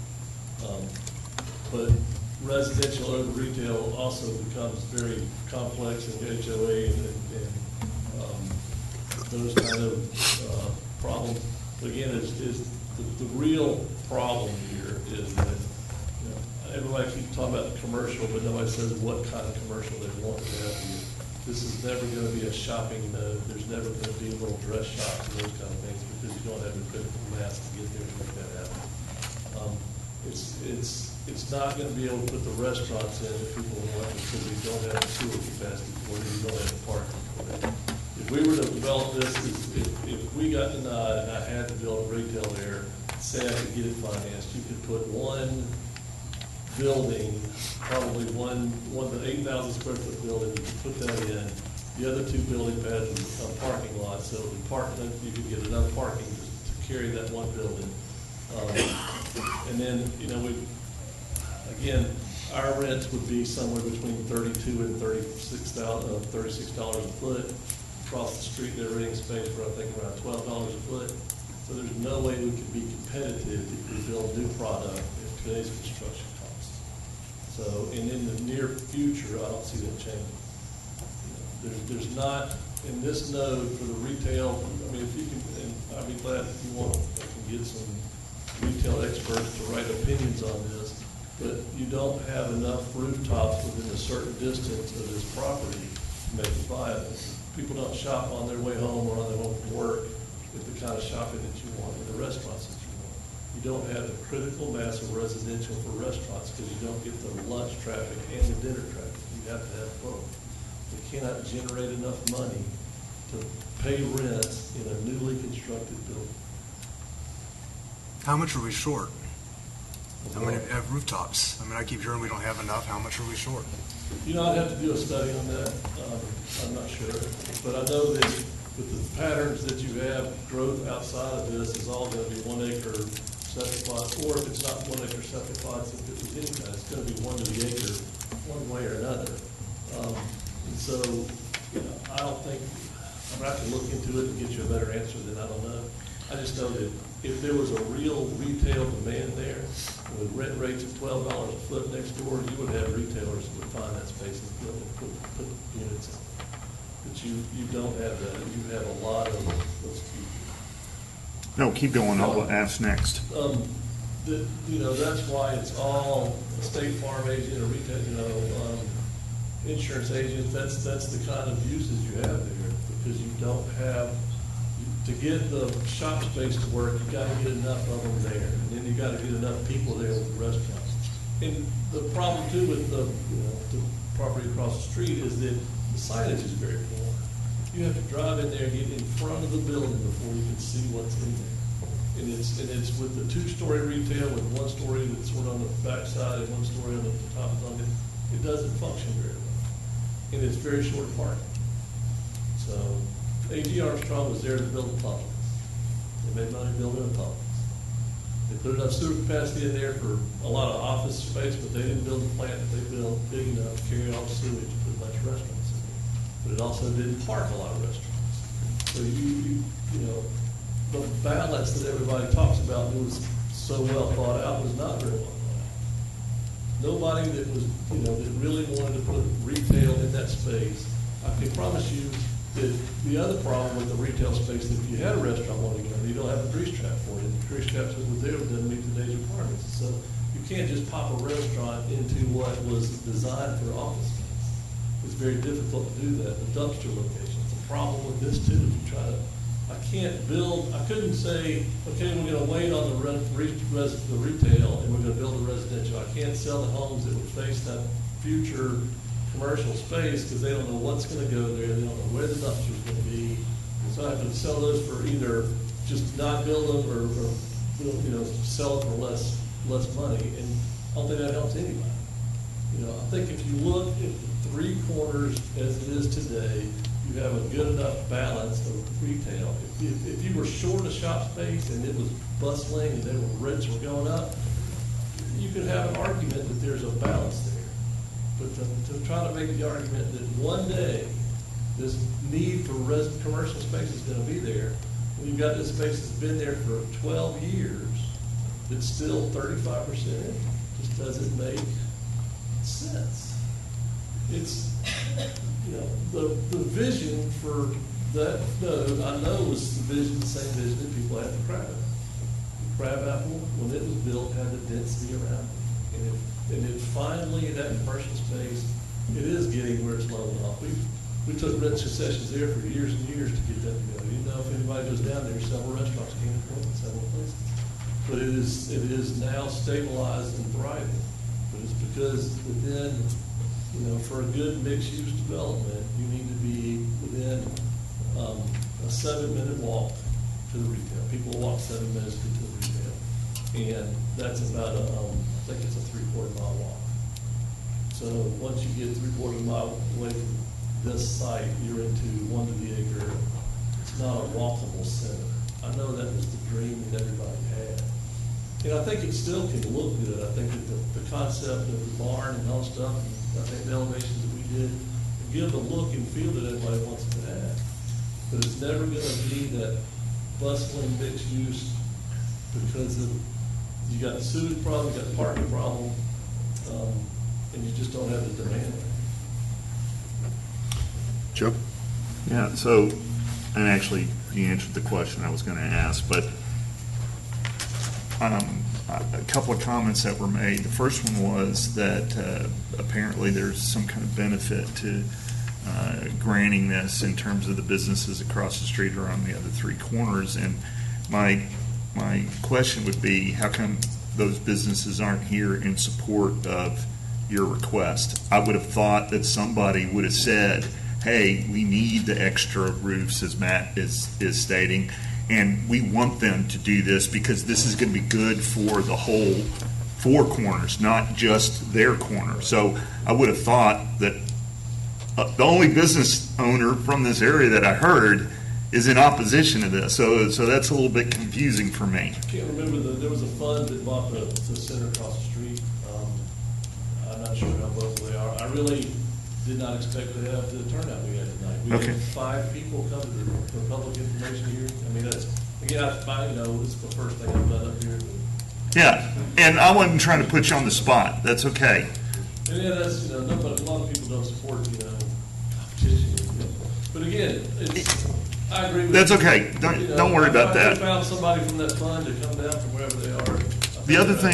The other observation I would make, and I don't want to use Mr. Dillard's words against him, but it's not that much. We're only talking about 7 units. What we're talking about is taking away another big chunk of the retail that we've already taken away from on one other occasion and replacing it with 7 homes. And it's not that much. I would agree with you 100%. So I don't see how that is going to make the big difference here. And I'm a little bit confused. Now, I'm not a developer, so you could probably educate me on that, but you don't have to do that right now. But what I would say is I would agree with you. It's not that much.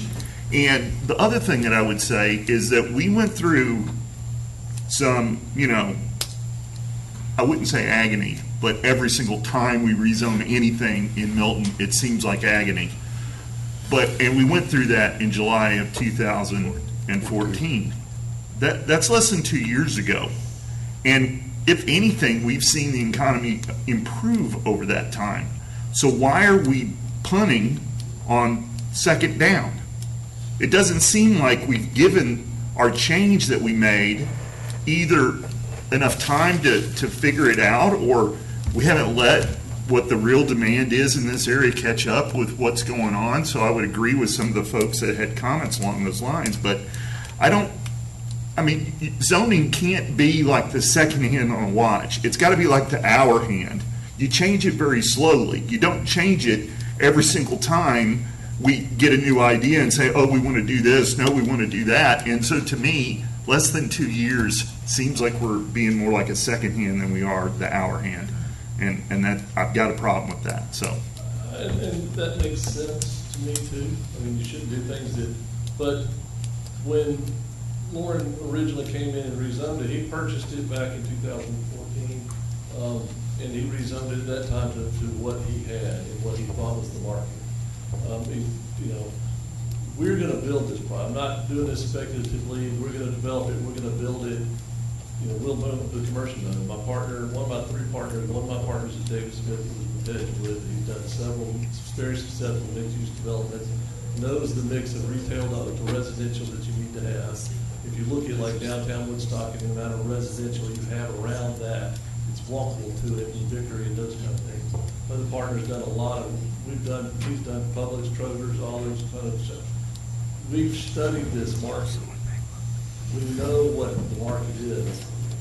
To say that you've got 20-something thousand square feet more than what we have already vacant across the street and have been vacant for a long time, I don't think anybody looked at this as hard as we have looked at it. What we are proposing will be a successful development. We are going to develop it we get approval, we're going to develop it, we're going to build it, we're going to build it for retail, we're going to build homes, for townhomes. Just what you see is what we're proposing. So I appreciate that. I don't think you guys would be proposing something that wouldn't be successful, okay? I just know that in, these types of equations, there's more than one solution. So it's not like the solution you're proposing is the only solution that will work. It's just one that you have a lot of faith will work, okay? One thing is that if you look at the design that was approved last year, there's 30 units on part of it, and then there was the commercial piece out front. It's been zoned for, I think that side is 18,000 square feet of space. But it never parked correctly. That was never designed correctly to begin with. That would not have worked. Okay, so if I go back to the statement that it's not that much, the real difference that we're talking about are the 7 multi-duplex units that are on the frontage there. It's actually a little bit different because the 31 units that were there, we have to redesign that and change that. Those lots are bigger, and it's more of the product that the market wants, so it's more of a marketable. Yeah, and that's not where I was going with this. Where I was going with this is, are those units that are on Birmingham Highway the key to success? In other words, if those were built 2 years from now, would the whole thing be in limbo until those were built? Yes. It would. I would not do the development if I had to keep the retail space there. I can't do it. I can't finance it. I can't sell the homes that are across the street from it. Would you buy a home that had this empty space between you and the road, and the builder told you could be retail, could be a restaurant? Yeah, I'm not a good guy to ask that question because I'm a visionary. I look way down the road. Won't. So, and really, it's you. I would rather do it where I know what the whole thing's going to be. And again, I think if you really do a market study and analysis of the 3 corners and 4 corners, and you look at how much retail space is there, I think that you have to look at the 4 corners as about. There's no residential on the other 3 corners. Should there have been some over there? Nobody said, well, you don't have enough retail residential on this corner, you can't build that retail. So, I mean, are we gonna force the fourth corner that's not fully developed to make sure they put some residential on it, in the same ratios of residential to commercial? You know? I wasn't around in 2004 when they made those In the decisions, future, so. The fourth corner is not fully developed, it's gonna have more stuff over eventually one day, I would think. So, you know, or you go out from here, or any corner, you know? And so I'm just saying, if you look at the four corners as a whole, I think that the balance that you have, commercial to residential with the 31 units that you're proposing, is a good balance of mixed-use development. The look and the feel, I mean, is going to be the same. So it gets down to, you know, the city. I mean, for another 18,000 square feet of retail space, I don't think that generates the tax base that the single-family homes would, or the townhomes. And it doesn't really increase your services, but I think if you look at the four corners as a whole mixed-use development, you have a big hole in it. You have no residential development. And then if you try to look at the balance of what we're proposing, that you already have empty, you know, the hopes that 10 years from now maybe, we're going to have a need for more retail space there. You still can't park it. Still can't put sewage in for it. I mean, that problem's not going to go away. So we really, you know, 18,000 square feet has never been there. So you say, well, what could happen there? You know, we could, if I put one 5,000 square foot building there, then I could park that if I made the whole other side parking. And I don't know if that's the look you want. One building in a parking lot, and then 18 homes, because I can't serve the 30 that we had. Some people might say that's a good thing, that only 18 homes. But again, get back to the balance of what you wanted there. Did you want all commercial space, or did you want commercial, office, restaurants, residential, the original vision for the property? Yeah, and I'm just saying that if we were out of balance when we rezoned it the last time, or we made the concessions that we made last time, we should have, you know, somebody decided that that was the formula that was going to work back then. So now we're just being told, oh yeah, but we forgot X, Y, and Z in the equation. We need to take that in consideration as well. Right. And I don't know now, if we vote on this tonight, if it's not going to happen another 6 months from now or 12 months from now. So like I said, I wished we could have figured it out the right way last time we made this decision. If it hadn't been so close to today, if it was, 4 or 5 years ago, maybe there's an argument there. But you look at the market's been coming back in the overall growth of the area for more than 2 years. And Lawrence been marketing the property, trying to find somebody to come in there and build an old thing for 2 years, and it hadn't happened. The market's not going to get considerably better over the next 2, 3 more years. And you really don't have that much additional residential building that everybody says we don't want anymore, got enough traffic. So you're not going to get a significant number of rooftop to make it all work. I don't know how we got to where we are. I'm just coming into it. But I'm telling you that the balance of what we're proposing, I propose, is the correct balance for the four corners. To think that you've got over 20,000 square feet of retail space that's been sitting vacant for 12 years. And you've had restaurants that are coming on over the other side of the road over the years. To think that we need to save another 18,000 square feet of commercial space for the future from the market that might come is I think there's a lot of other spots that you have commercial viability. This doesn't hurt anybody's property value. It's not like we're adding any more traffic. We're proposing less traffic. We're proposing less impact on the infrastructure. It all comes down to if you build the units we're proposing, is it going to have retail in it, or is it going to have residential units in it? Because the look is going to be almost the same, because the demand's on the architecture, which also make the retail very expensive to build. But there's a huge demand for smaller single-family homes in the area. You've got divorcees that want to be here, that have got divorced that want to stay in the area. You've got people that are trying to downsize that would like to stay in the area. You know, the units that we're selling would be mostly by people that live in Milton. It's a demand for a product that people that live in Milton need. A lot of people argue, but I think that if you talk to every realtor, there's a huge demand for what we're proposing. There is no demand today for additional commercial. And I say no demand in the foreseeable future. And the other problem, it doesn't park and there's no sewer for it. Bert?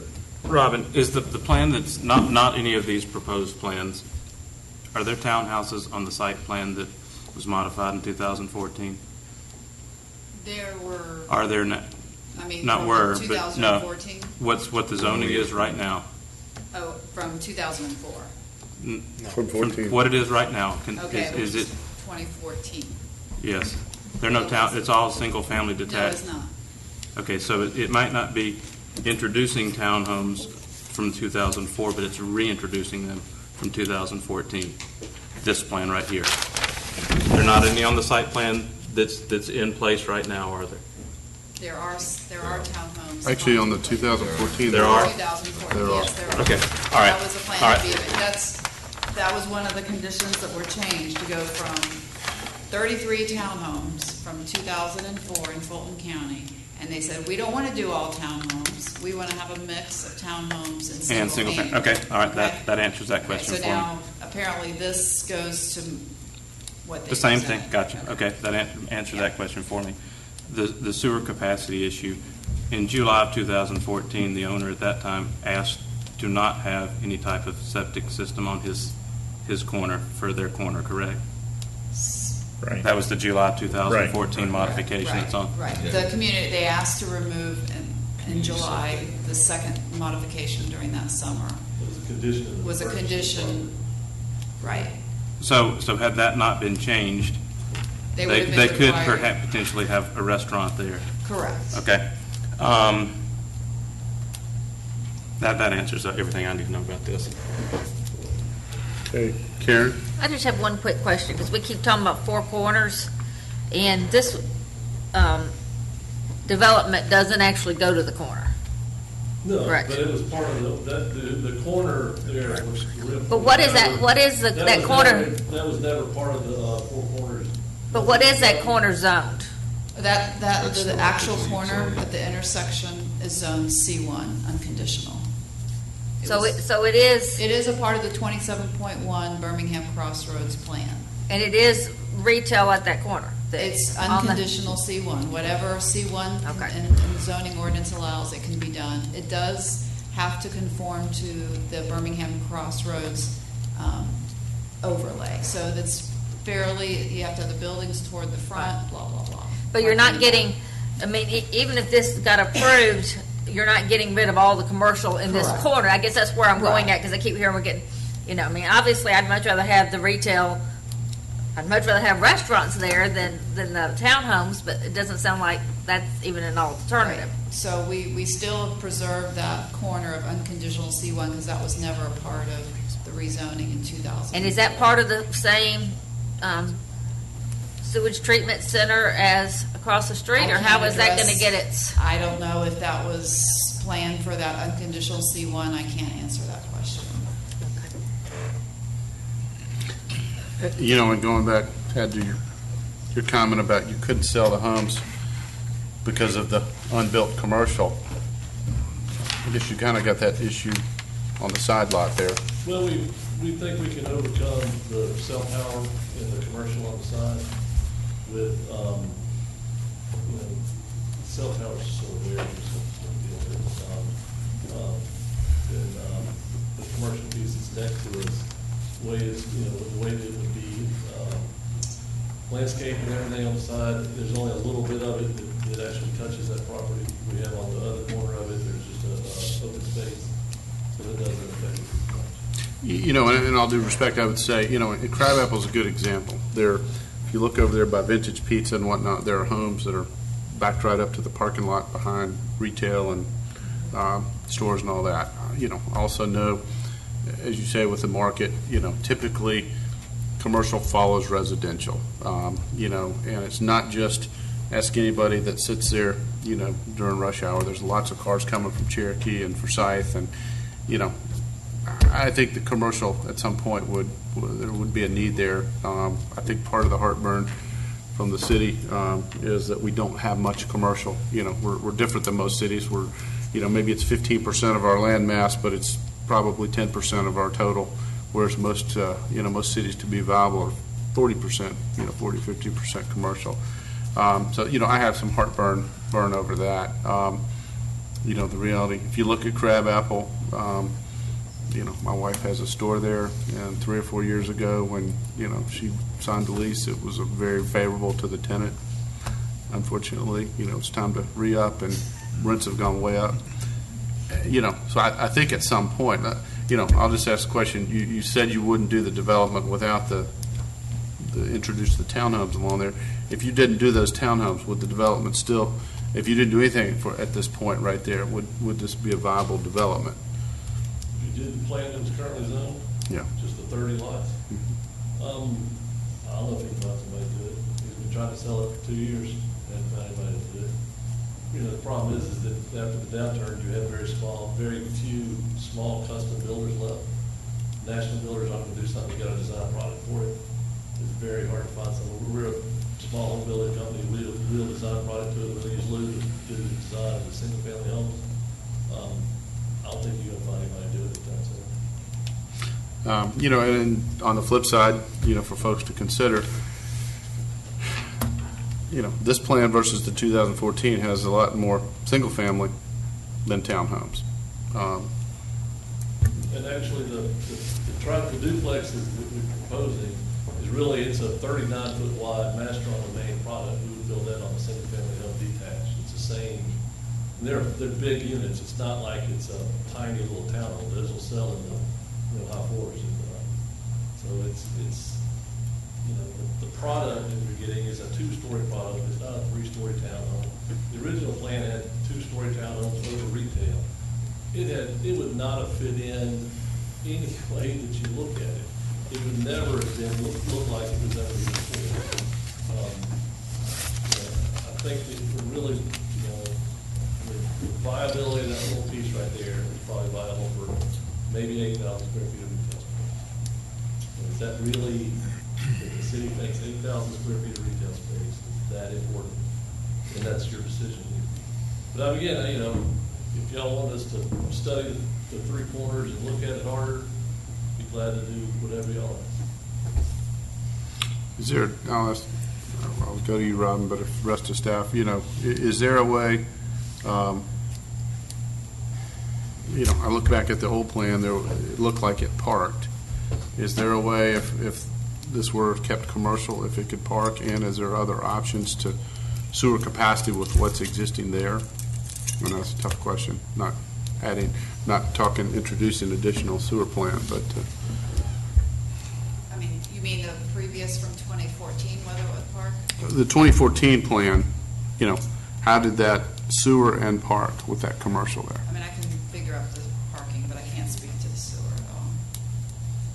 For the capacity. Ken, I don't know, would we have approved that, obviously with the buildings on there and the parking's shown, but, how would that have been approved with I do sewer? believe that the owner, or the now owner, Mr. Winheimer, had provided through his engineer a letter, as well as the operator of the plant, saying that there was capacity for the commercial. There's capacity for it to be office retail. You're saying not restaurant. And I would agree that there wouldn't be enough parking for restaurant, because you have to have 10 parks per 1,000. It's a parking hog.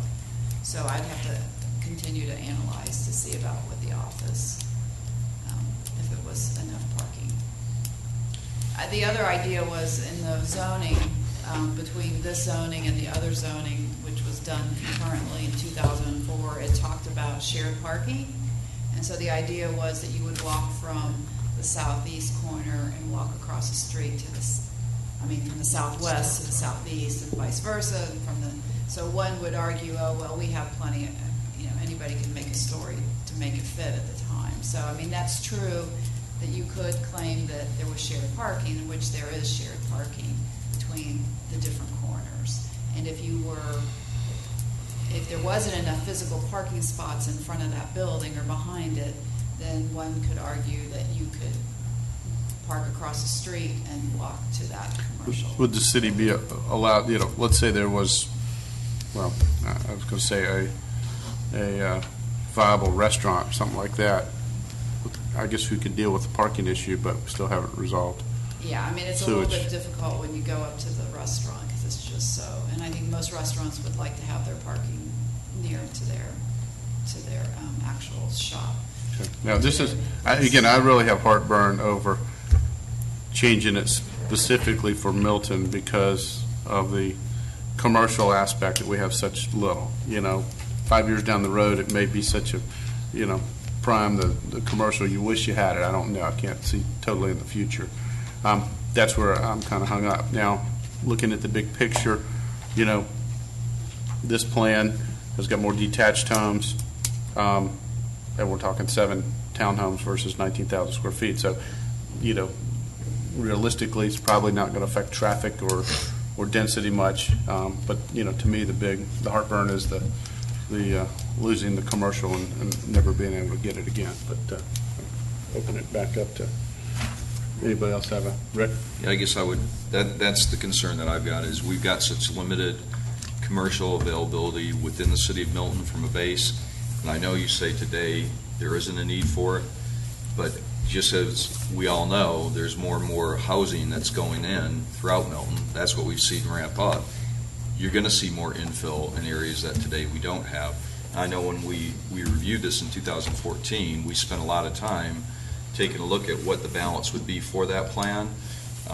Like the idea of going away from, instead of having all townhomes, having single-family detached. And I know we spent a lot of time on the design standards of what we were looking for in those single-family detached to try to get a look and feel of the town. The commercial aspect was a part of that when we did that, because we even asked the question, do you see this as something that's going to be built out? Would you build this at the same time, or are you holding it for the future? And the answer was, yeah, we're going to do it all as one, because that was one of the consideration when we looked at it too. But I personally have a hard time giving up limited commercial, even though you can say it's a small portion. This really was for mixed use, and that's kind of what we approved just 2 years ago, and that's what I'd like to still see it stay.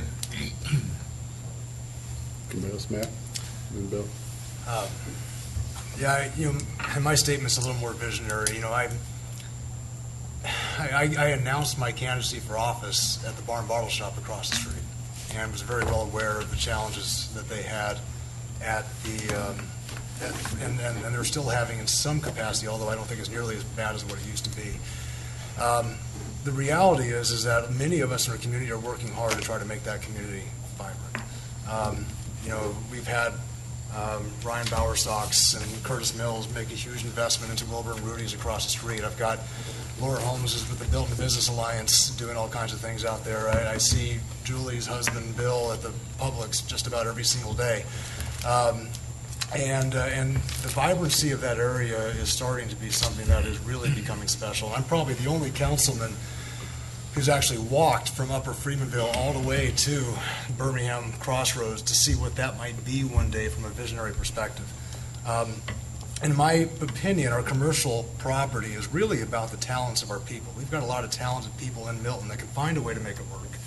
And from where I sit here, giving up that commercial aspect is showing a discredit to the faith of our community, and I cannot do that. I believe too much in our people to make things work within our Birmingham Crossroads. It's not easy.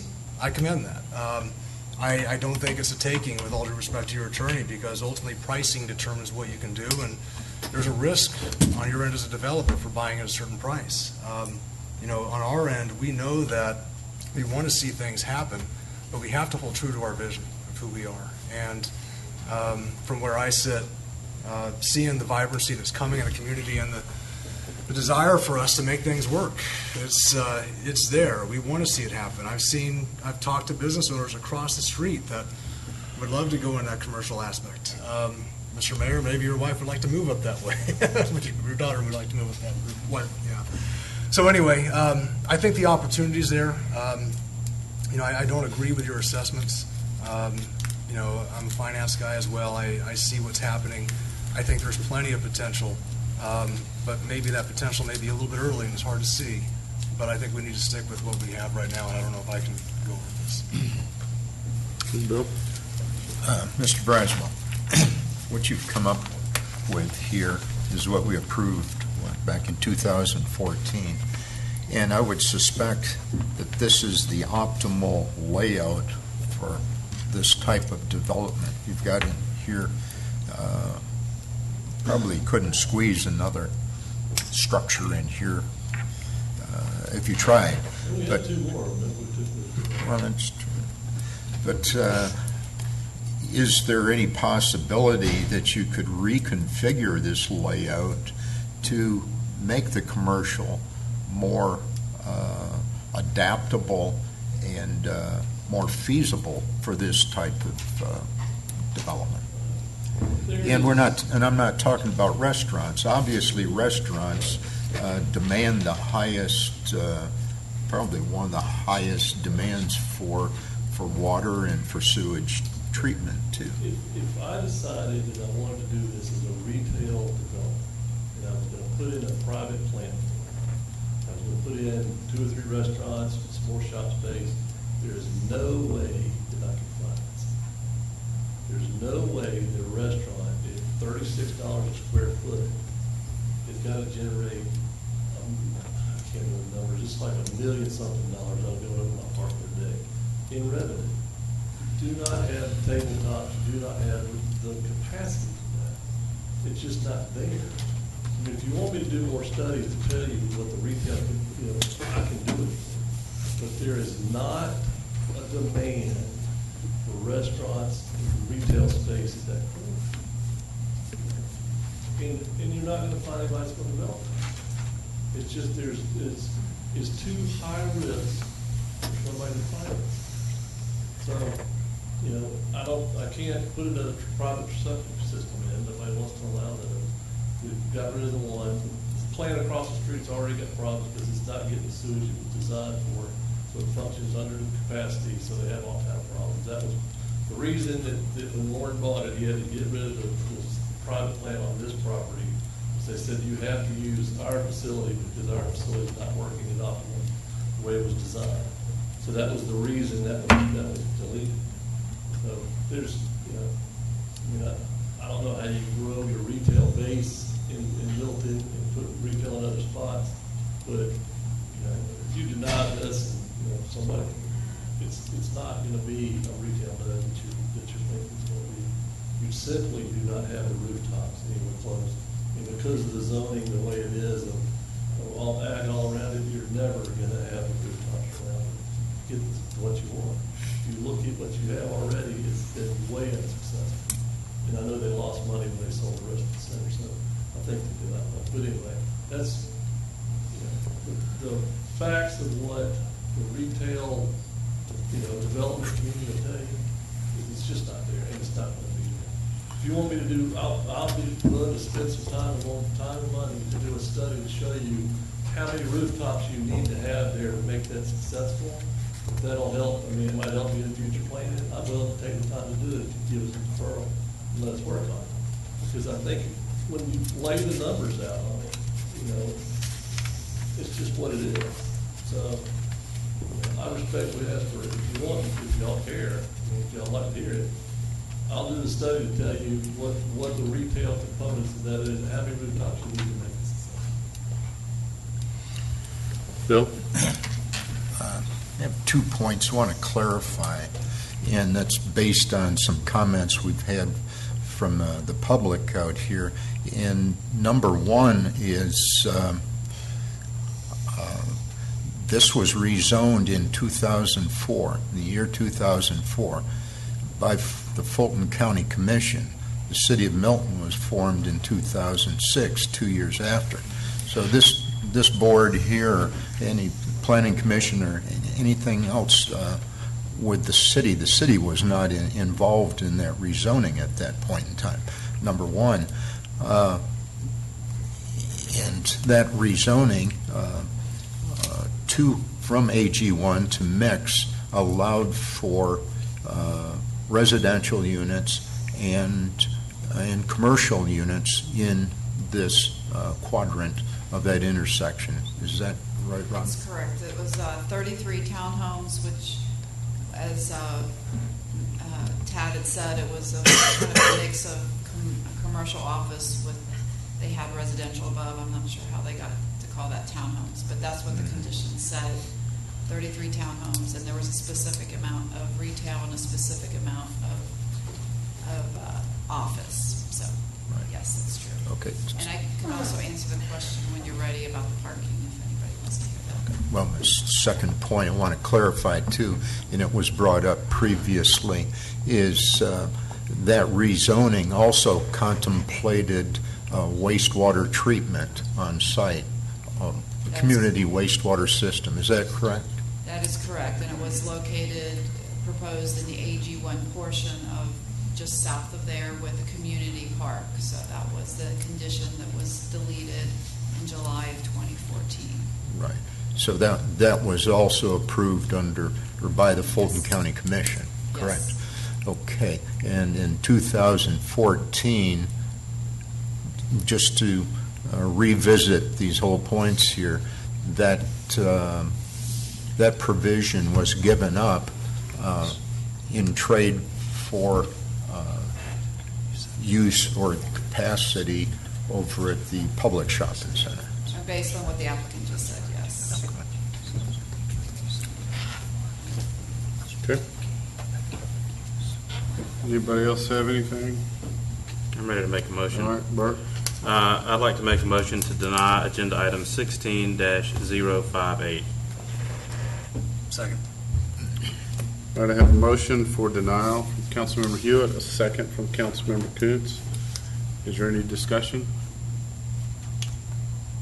Is there any, I know the deferral, but or request for a deferral.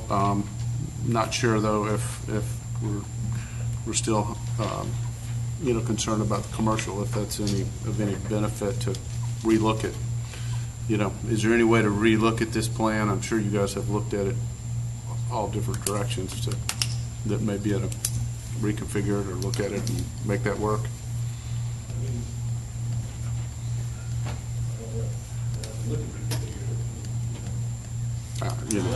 That's just consideration. Okay. Anybody else comments? I'm open for him considering a way to make the commercial work. If there's a deferral that's necessary to do that, we can think about it. But I'd rather not defer it. I'd rather it be withdrawn. he's got the motion. Let's vote on. We got a motion to vote on. So, got a motion for denial and a second.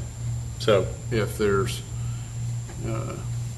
any interest in allowing it to be withdrawn, that motion and second can't help me. I would have to be denied or not pass.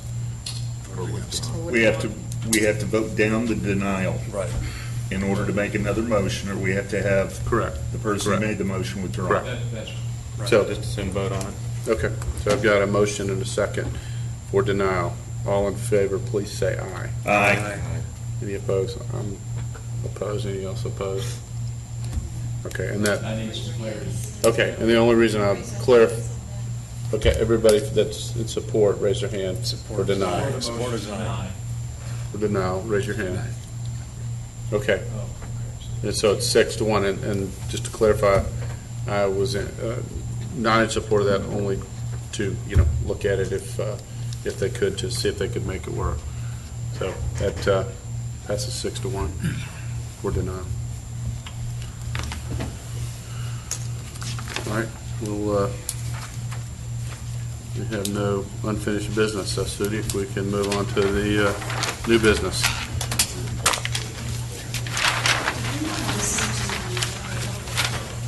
We did have a general public comment, I believe. I'm not sure if the gentleman's still here. Yes, he If is. the council's okay with that. Ken, is that okay? It is. So- All right, Mike, if you would like to make a comment.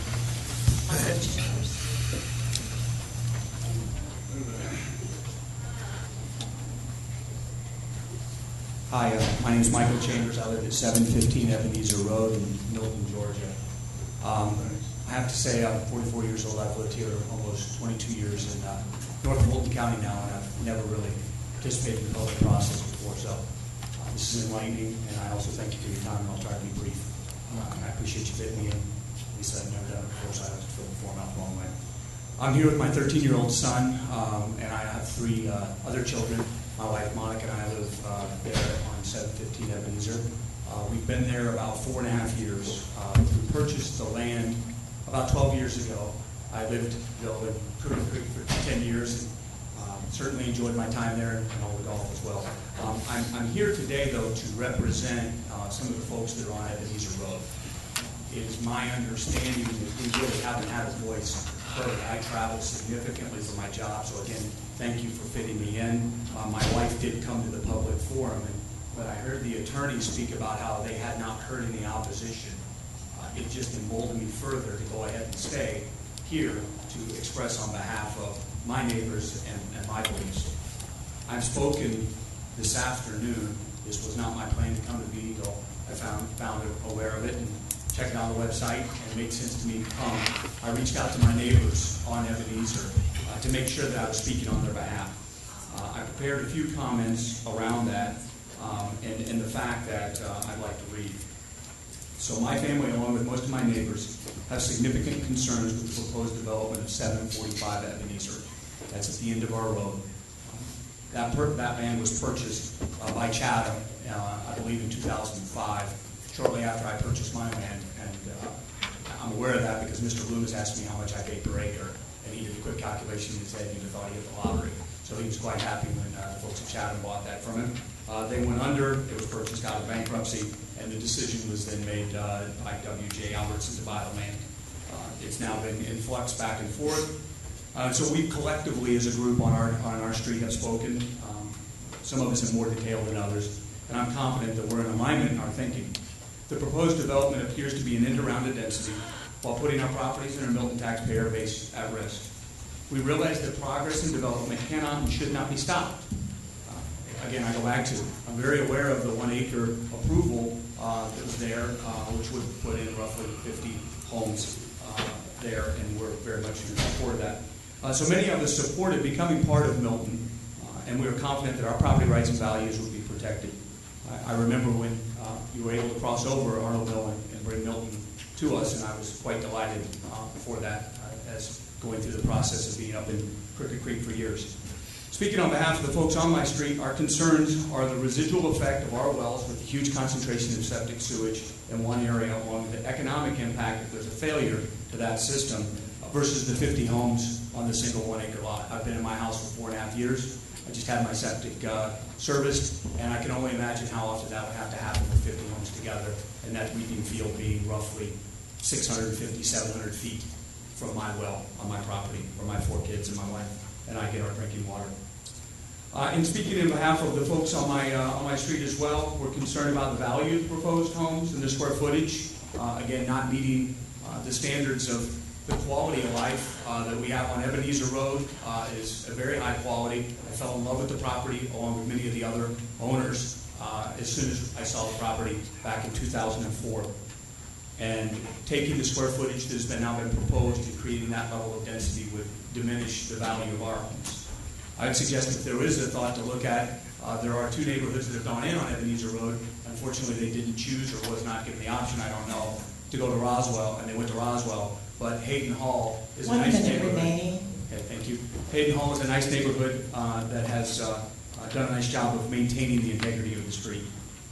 And I'll lastly part with Sweet Apple Road, which is the gravel road, has become quite a popular cut through for commuters, and there's significant development that's going on up in Cherokee County. We saw the proposed version that the staff put out that appears to have an opportunity to connect Lackey Road with Ebenezer for future development, which would exponentially increase the traffic volume and current flow on Sweet Apple Road. That's of significant concern to many of us on that road. So again, I'll close with just this, that each of us are in support of the 1 acre lots that have been approved. We support this approach to the council as it eliminates our concerns for septic system and the value of our proposed homes. Furthermore, we hope that the council will protect the quality of life on Ebenezer by eliminating any development that could connect a neighborhood to Ebenezer and to Lackey Road, thus a state road that runs directly parallel, allowing for that cut through. And so I appreciate your time. And again, thank you for fitting me in. Thank you very much. Okay, we'll move on to new business. New business items, consideration of a resolution unilaterally modifying the sewer service found between the city of Milton and Fulton County pursuant to the amended Fulton-Milton Sewer Intergovernmental Agreement. Agenda item number 16-077. Mr. Kevin Girardi.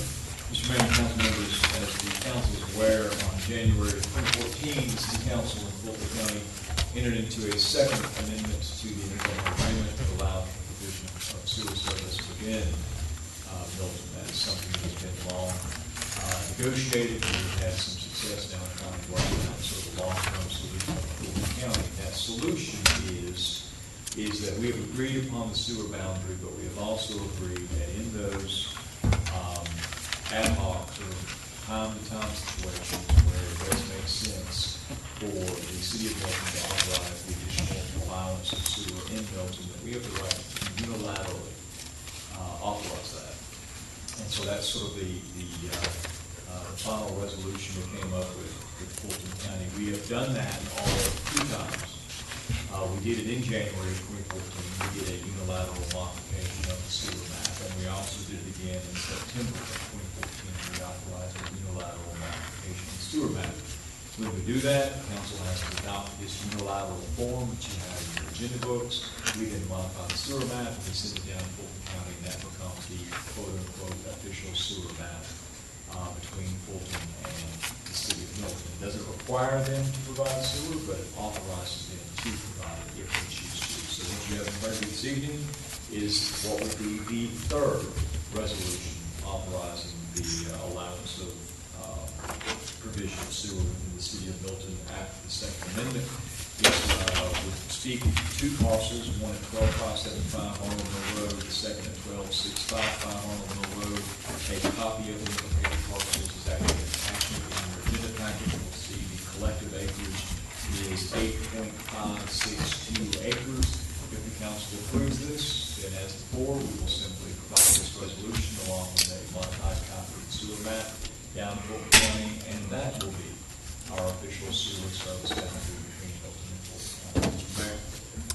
Ken, is these 2 tracks, is this adding sewer is this just confirming or adding sewer that was not in the original sewer map? This, I think, and Robin checked me on this, but I believe this is actually 2 new parcels that heretofore have not been part of our sewer boundary. That is correct.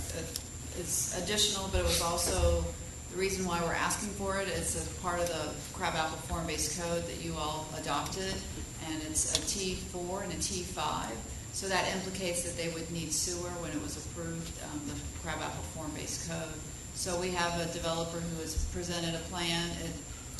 They presented an improved plan that we have blessed for them to go ahead and continue on with an LDP. So that's why the request for the sewer to be included in the map amendment. So again, you've done this before. We've done it across the street actually to be added into the map. So I guess to clarify, it's in the crabapple overlay. We've approved that, and we've approved the zoning, but it was approved without them actually having sewer. So how would that zoning stick, so to speak?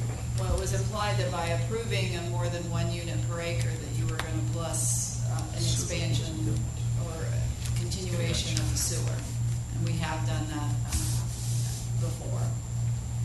Across the street as well as parcel on Bethany Bend across from Cambridge. That you approved a zoning that would require sewer, and then we amended the map to match with the zoning. Can you refresh my memory? Was it specifically discussed for this parcel, or just the overlay in general? The overlay in general, when you approved the form-based code at T5 densities would require sewer. Karen? So what we're doing tonight is not going to increase density any more so than what has already been approved in the past, because the density has already been approved, correct? Correct. But I guess my question, if we did not approve this, then they would not be able to build. Correct. All right. Or I guess also the question is, if you did not approve the form-based code, or if it was a T2 at 1 unit per acre, then they could not get additional, so we wouldn't present you to put in sewer, but because of the approval of the form-based code at a higher density, more than 1 unit per acre, then by de facto, they need sewer. We've already established the parameters. Right. And just Bill, or the other guy. Just for clarification as well, obviously the community input was for this type of development at this location on this parcel. This was a community wish to have this type of density at this particular area for this parcel, and that's what we're talking about here, so that we can actually make good on that promise to what the community asked for. Correct. Right. Okay. But saying that community, there's, I guess the water side behind there is on sewer. Correct. There's some properties here. Has there been any community involvement? You heard, obviously not recently. No, not Okay. since the adoption of the crab apple form-based code. Okay. Anybody else, Joe? No, I'm ready to make a motion. All right. Anybody else have a comment for the motion? All right, Joe, I'm hearing none. Mayor, I move that we approve resolution unilaterally modifying the sewer service map between the city of Milton, Fulton County pursuant to the amended Fulton-Milton Sewer Intergovernmental Agreement, agenda item number 16-007. Second the motion. Okay, I have a motion from Councilmember Longoria for approval and seconded by Councilmember Lusk. I've got to say I have heartburn on this, just again, adding this as additional sewer. So I am not in support of that. But Comment too, historically, I voted for a sewer map that we thought clarified this in 2008 or 9 or something like that. I haven't voted for these. I voted against these in the past, including the 20-some odd homes that's going in. It across from Cambridge, it just started, so I'm not going to support this one either. Any other comments? Well, I think in the future, we need to be careful that we don't approve either form-based code or a density that would require something like sewer if that is not our intent. And that's not saying that this isn't a proper place for it. I mean, it's adjacent to high-density development. It's on the Arnold Road. You're not going to put 1 home per acre in that area, but I think we just do need to be careful in the future that we understand the consequences of everything we're doing. And that's where I think again, I felt like, as Bert stated, that, and even others here in the room, when we did the original sewer plan, we wanted to nip it in the bud and kind of define the parameters. So to Karen's point, this is something that we need to be careful it doesn't sneak out in the future. Bill? Well, we've already established these transect zones in the crabapple overlay area. Is this one here the outward bounds of the transect zones in that area now? This property on the east side is the furthest north, so there won't be, and the crabapple form-based code ends at this parcel. Right. So, until which time it's amended, the form-based code, this will be the last. Or that Arnold bill comes on. Or the Arnold bill with the overlay comes up. Okay. Anybody else? Rick? So are we certain that today, with our existing zoning, this is the last that we're looking at to make a change? I voted Until the next change. Yeah. I voted with Bert on going against the homes that are across from Cambridge. Right. And that was Because that was an addition of sewer. But for this, what you're saying is we've already addressed the zoning and said that it could be and it should be this zoning that would allow it, but we just didn't have the sewer, it wasn't in the sewer map?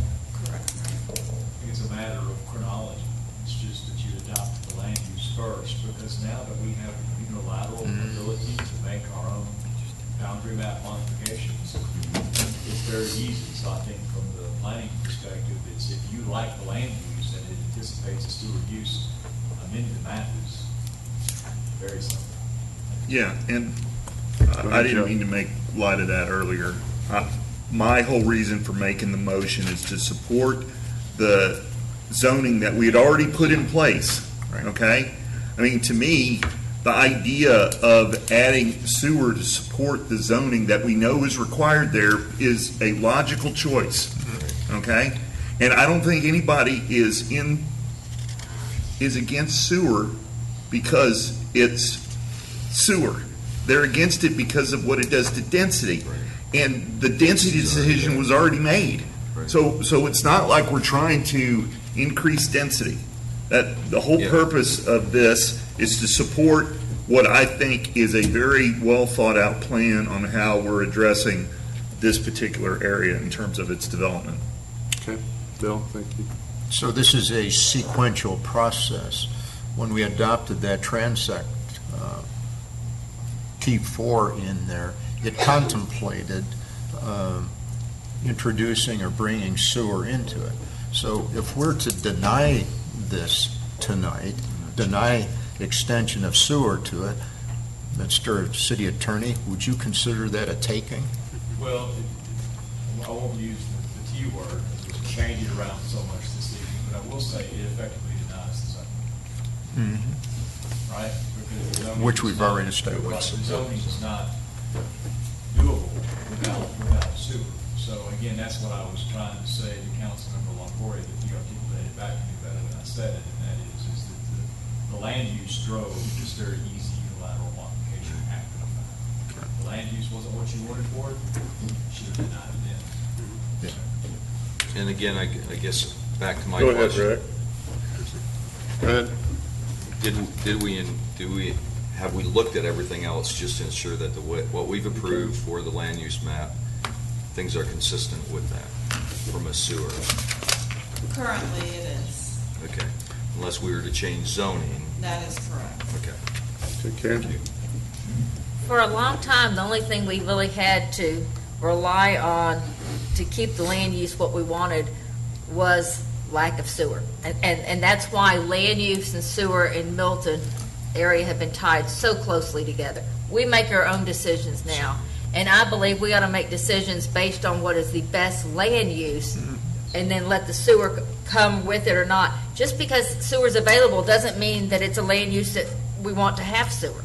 And just because a sewer may not be in that property at that time doesn't mean that the land use is not proper for one that would need sewer. So I think it goes both ways, and we need to make sure that we let the land use dictate the property, not the availability to sewer, because if you let the availability to sewer dictate it, we could end up in real trouble.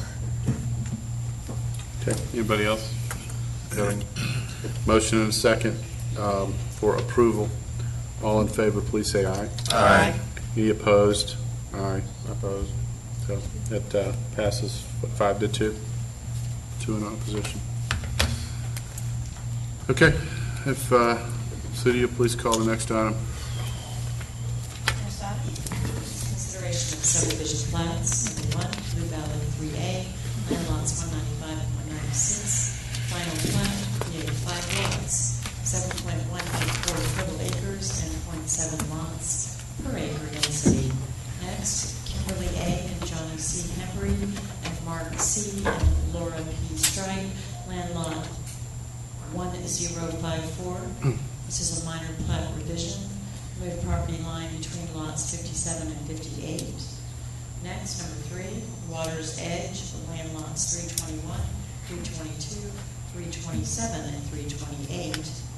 Final plat, create 19 lots, 29.75 total acres, and 0.64 lots per acre density. And finally, Keeneland Estates, land lot 414. This is a minor plat revision. revise easements, and show improvements. This is agenda item number 16078. Ms. Kathy Field. Thank you. Mr. Mayor, members of the council, as you are aware, we have changed our process by which we present the subdivision plats to you. They used to be part of the consent agenda. We've moved them out under new business now so as to allow you to ask any questions in regard to them, to allow you to know about them, exactly, and also to direct your attention to a map that you should have in front of you that locates all of these proposed plats. I will say that Blue Valley and Warden's Edge are both existing subdivisions, and these are additional phases of development in those subdivisions. The other two plats that are mentioned this evening are minor plats with minor revisions made to them. They are all zoned AG1. I'd be happy to answer any other questions you may have. Okay, is there any questions? I'm not hearing any questions. Thank you so much. All right, thank you, Kathy. I'll open up for a motion. Mayor, I'll make a motion that we approve the consideration of subdivision plats, agenda item number 16-078. Second. Okay. I have a motion for approval with a second from Councilmember Thurman, second from Councilmember Hewitt. Any discussion? Hearing none, all in favor, please say aye. Aye. Any opposed? That passes unanimous. Councilmember Lusk is not in the room right now, so 6. Okay, City, if you'll please call the next item. Next item is consideration of the guaranteed maximum price for the construction of City Hall between the City of Milton and New South Construction, Inc. Agenda item number 16079. Mr. Carter Lucas. Good evening, Mayor and Council. Tonight, we're asking for your consideration on the approval of our guaranteed maximum price for the construction of City Hall at a value of $10,442,749. If you remember back in February, we approved the original CM agreement with a stated cost limitation of a little over $9.8 million. The difference in these two numbers is based on the allowances that we were carrying under that original number. We've gone ahead and moved those up into the CM contract. Those allowances are for voice and security, data, and AV. I'll point out that the $10 million figure does not include $122,100, which we're holding as a bid alternate for the actual physical equipment of the security and AV systems. And at the time we're ready to execute that, we would look to do a change order, most likely bring those out of design contingency in order to carry that money. This value is within our stated budget so far with the project, so we're asking for approval of this value tonight. If there's any questions, I'd be glad to answer them. Carter, to confirm, even though the price is going up as we've discussed, it's still within the budget, just shifting certain items into another bucket into the contract. Yes, sir, that's right. We did carry those as allowances in the original contract, and we're just moving those over, so they've always been within the budget at one place or another. Yeah, Bill and I don't like to give those contractors any change orders. Can't we squeeze any more out of them? I can tell you that Bob and Kathy have done everything in their ability to get this where it is today, so they've done a great job. I know they have. I've been keeping up with it. What is the FF&E allowance? We're running that under the contract with Office Images, and that currently is at $350,000. So that's not in our GMP then? That's correct. It's in a separate budget line item. How does that compare with our original budget? Did we have that broken out from our hard costs? That is the original budget that we were running with FF&E. We're in the process of going through with Office Images right now to look at those pieces of furniture that we may be able to reuse as we establish the final overall budget for FF&E. Okay. Anybody else? What other unit prices are we carrying in here for extras? I know we're almost out of the ground right now. Yeah, the extras outside of the GMP right now would just be design costs and inspection costs. Everything else is included in this number.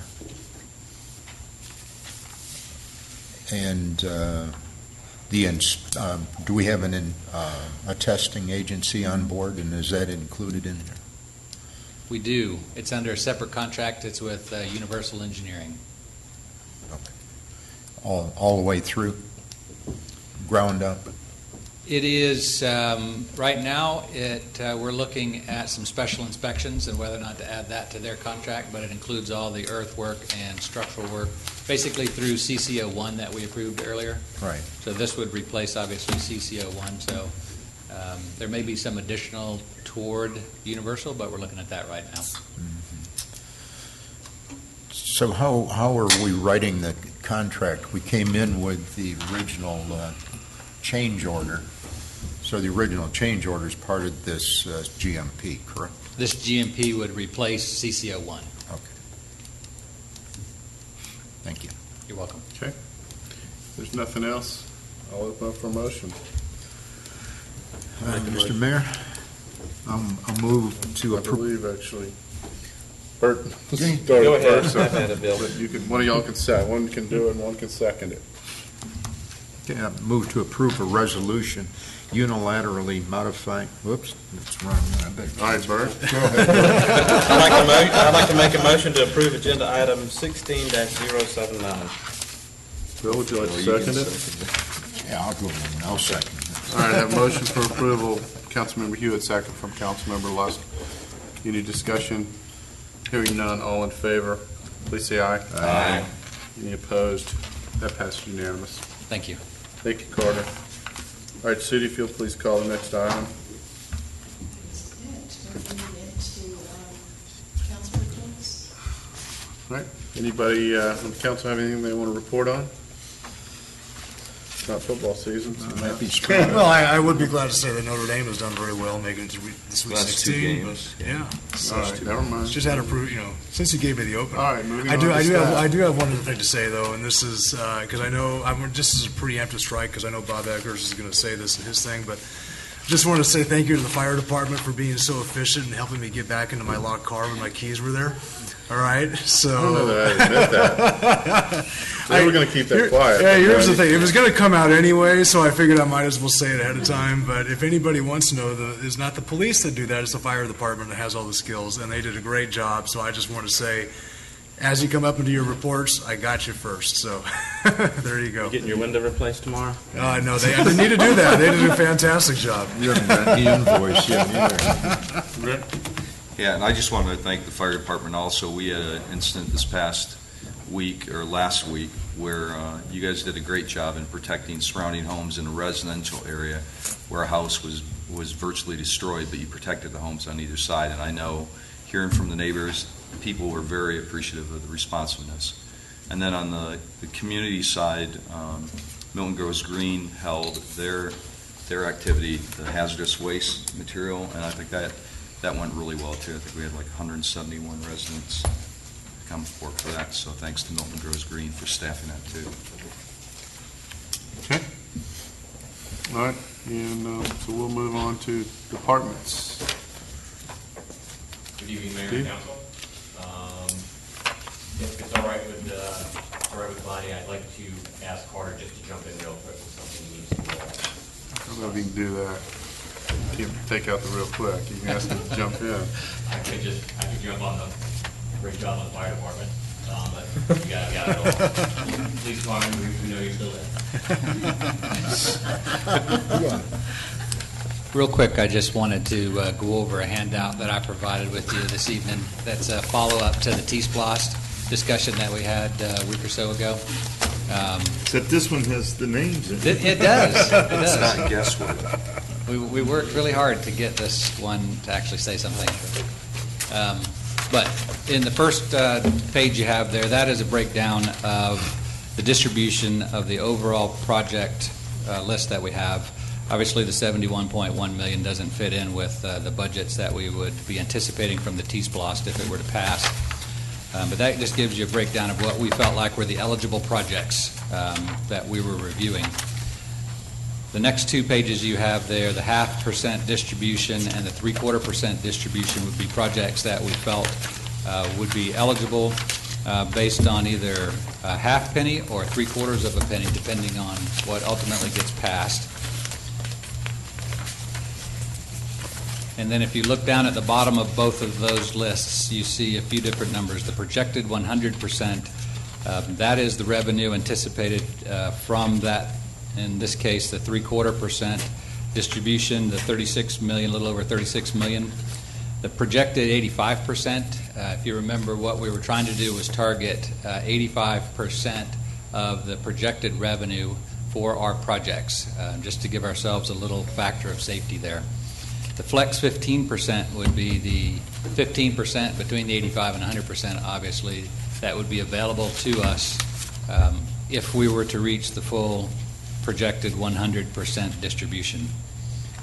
On the list above that, you'll see regional, local, and other projects. Then you'll see the flex projects. So based on this, the regional, local, and other projects would all be funded under the 85%, and then if we get that additional 15%, either available through the additional funding or projects coming in under budget, those flex projects would then be those that were pulled up and funded under this program. The 11 by 17 sheet you'll see is a list of the entire $71 million worth of projects, so you can see all the projects that we considered. Those highlighted in yellow are the ones that you'll see from the 0.5% distribution. Those highlighted in blue are the projects that are added for the 3/4% distribution. So the 3/4% distribution would include both the yellow and the blue. The flex projects are in the faded colors that represent those projects that would be added if that funding becomes available. And then the last sheet on there just gives you an idea. When we talk about the trail segments in the plan, those are the trail segments that we're talking about. So the Deerfield Loop, Cogburn segment, Bell Park Loop, when you see those in the project list, that gives you an idea of the trail segments that we are referencing there. So just wanted to go quickly through that with you. Again, if you have any comment, if you see that there are projects that we should add or move up, please let me know as we move forward through this process over the next couple of weeks. I'd appreciate any input. Bill? Now, is this the list of projects that we're going to submit along with the other North Fulton cities? Absent any further input, this is where we're heading right now. Yes, sir. Anybody else? I would like to make a comment on trails. In fact, Steve and I actually talked to an individual today and maybe come up with a game plan moving forward with our trail system and the way it's been done, where if somebody's building a project or whatever, or developing something, we're either set aside the land or put it in a fund or build the trail. But that may be changing, so I don't think we have the answer tonight, but we do need to think about what we tell folks that are submitting applications moving forward, that may change, as in, I guess the big question, the $100,000 question is, if it does change, does it go back retroactive to, if they've already got an application in, that under the current plan, if they have to actually build the trail, but if the trail changes, does that change? So where that's heading is the trail, as shown as part of the master plan, is designated as a system improvement rather than a project improvement. So through our impact fee program, the impact fees would pay for the construction of the trail. So when a project comes in now, they would not necessarily need to build the trail unless they wanted to as part of their project, and if they did as part of their project, they would be eligible for impact fee credits associated with that. So okay, so we've got the answer then. Additionally, we are, I believe we are now, when developers come in, we are mentioning that to them, that there may be some changes coming about to at least make sure they understand that there is leeway here as well. Okay, yeah, because I think the concern is if they're thinking that they wouldn't have to pay for the trail, then they may not want to, but they're afraid if they're turning it in now that they would, and it could change. But I think, so we're moving forward with a plan on that. That's the way we'll be moving forward, and those changes will be reflected in the ordinance revisions that we're working on now to both Chapter 48 and Chapter 50 that we're moving through with the Planning Commission. But the changes relative to the system versus project improvements take effect immediately. Okay, so it does take effect. It does. Carter and I used our time wisely on the Okay, screen. good. All right, thank you.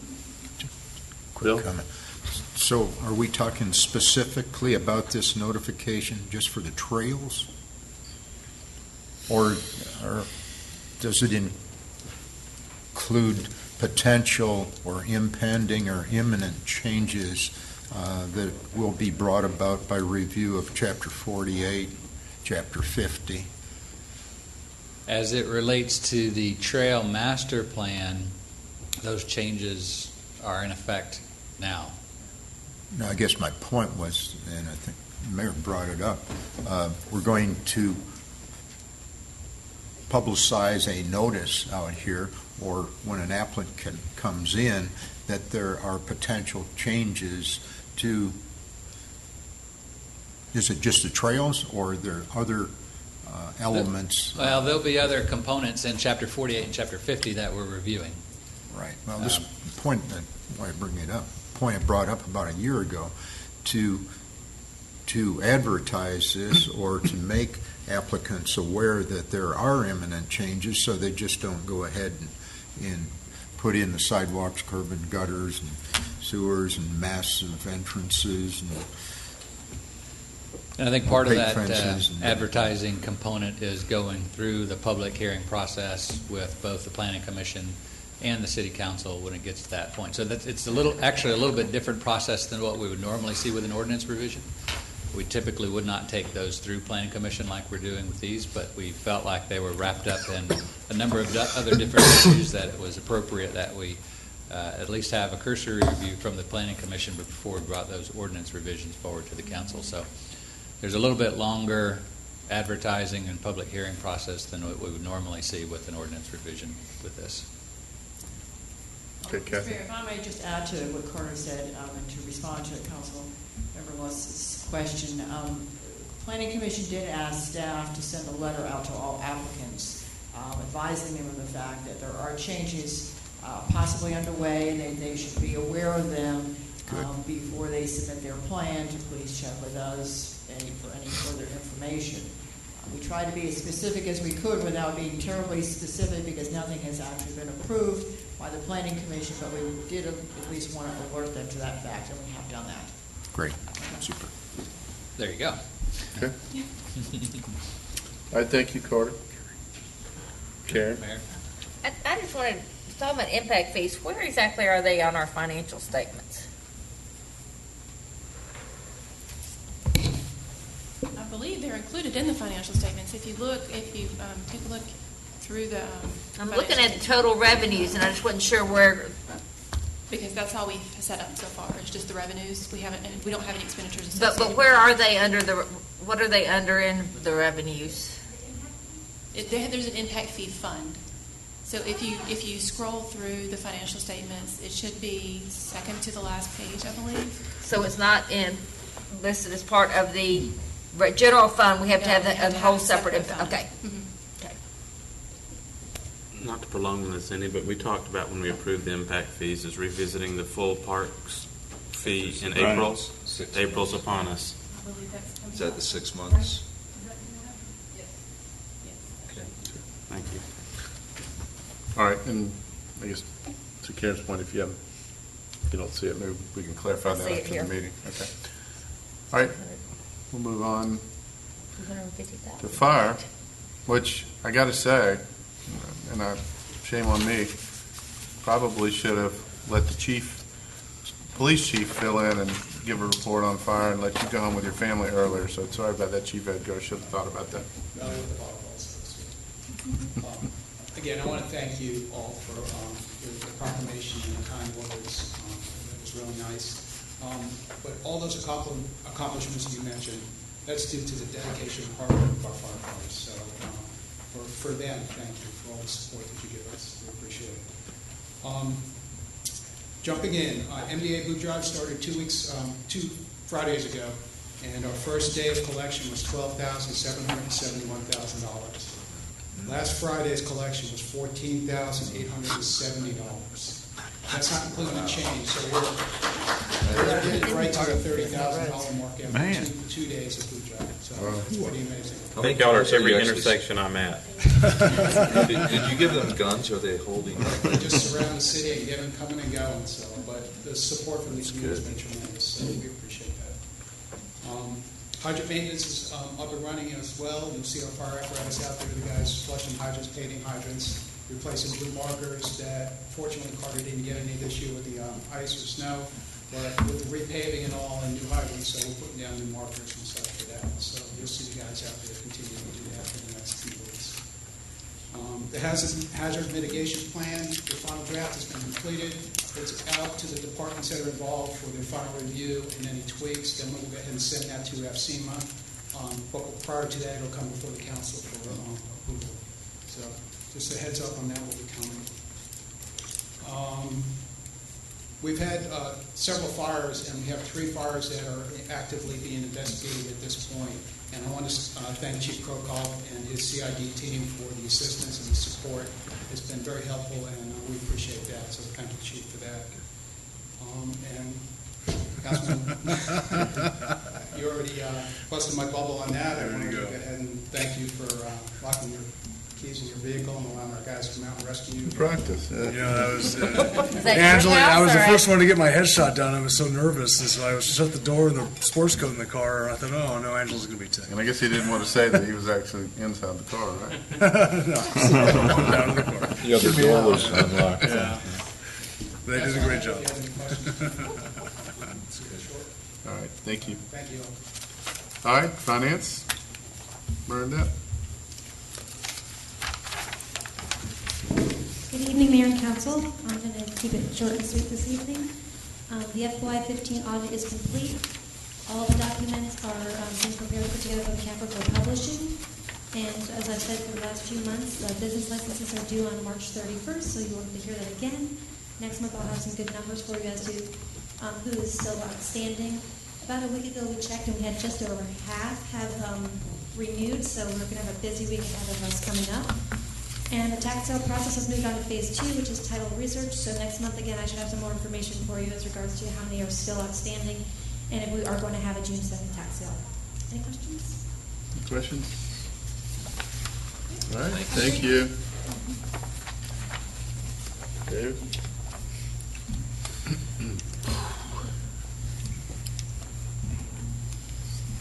Hi. Last month we had a bit of an uptick in the number of tickets we have. I don't really have any metrics to tell you what that's caused by, except possibly the single public service, public safety outage we had. Normally I don't bring those up on my reports, as they're usually part of scheduled maintenance, but this one was longer than usual. Alpha had to move their servers to a new data center, and so they were down most of the morning. And then after they came back up, we had to respond to the changes they made, and actually had to carry that out over a couple of days, just because officers were bringing their laptops, because they didn't have the same settings. So we just had to take one shift at a time for several days after that point. We've got everybody back up and running. Everything's good now. Any questions? Okay. Any questions, guys? Joe? No, I'm good. Thanks, Ed. Angela? Evening, Mayor and Council. I'm going to keep it very brief. You have my notes, but the one big thing to brag on for us is the mayor's run. We had 473 registered participants, which obviously not all those people ran because it was a little cold, but that's huge for us. That's almost double what we've had in the past, so we're very proud of that. And our community ed hunt is this Saturday at Friendship Park. If you could come out from 10 to noon, we'd love to have you. That is all I have. Any questions? Any questions, Angela? All right, thank you. Sam, HR? People performance and our race survey are coming along as expected on schedule. Hopefully we'll have those results a little later this spring or early summer. And the next session or two, you're going to see a few agenda items going to be on our pension plans. One of them was simply a restatement of the IRS pension requirements for our DC plans. And we're making a slight recommendation on a change to our BB plan that we'll bring forward hopefully the first meeting in April. That's what we got going on. Okay, any questions? All right, thank you, Sam. Thank you. All right, we do not have an executive session. So with that, I will adjourn the meeting. Do I have a motion? Motion to adjourn. A motion and a second. All in favor, please say aye. Aye. Any opposed? That's unanimous.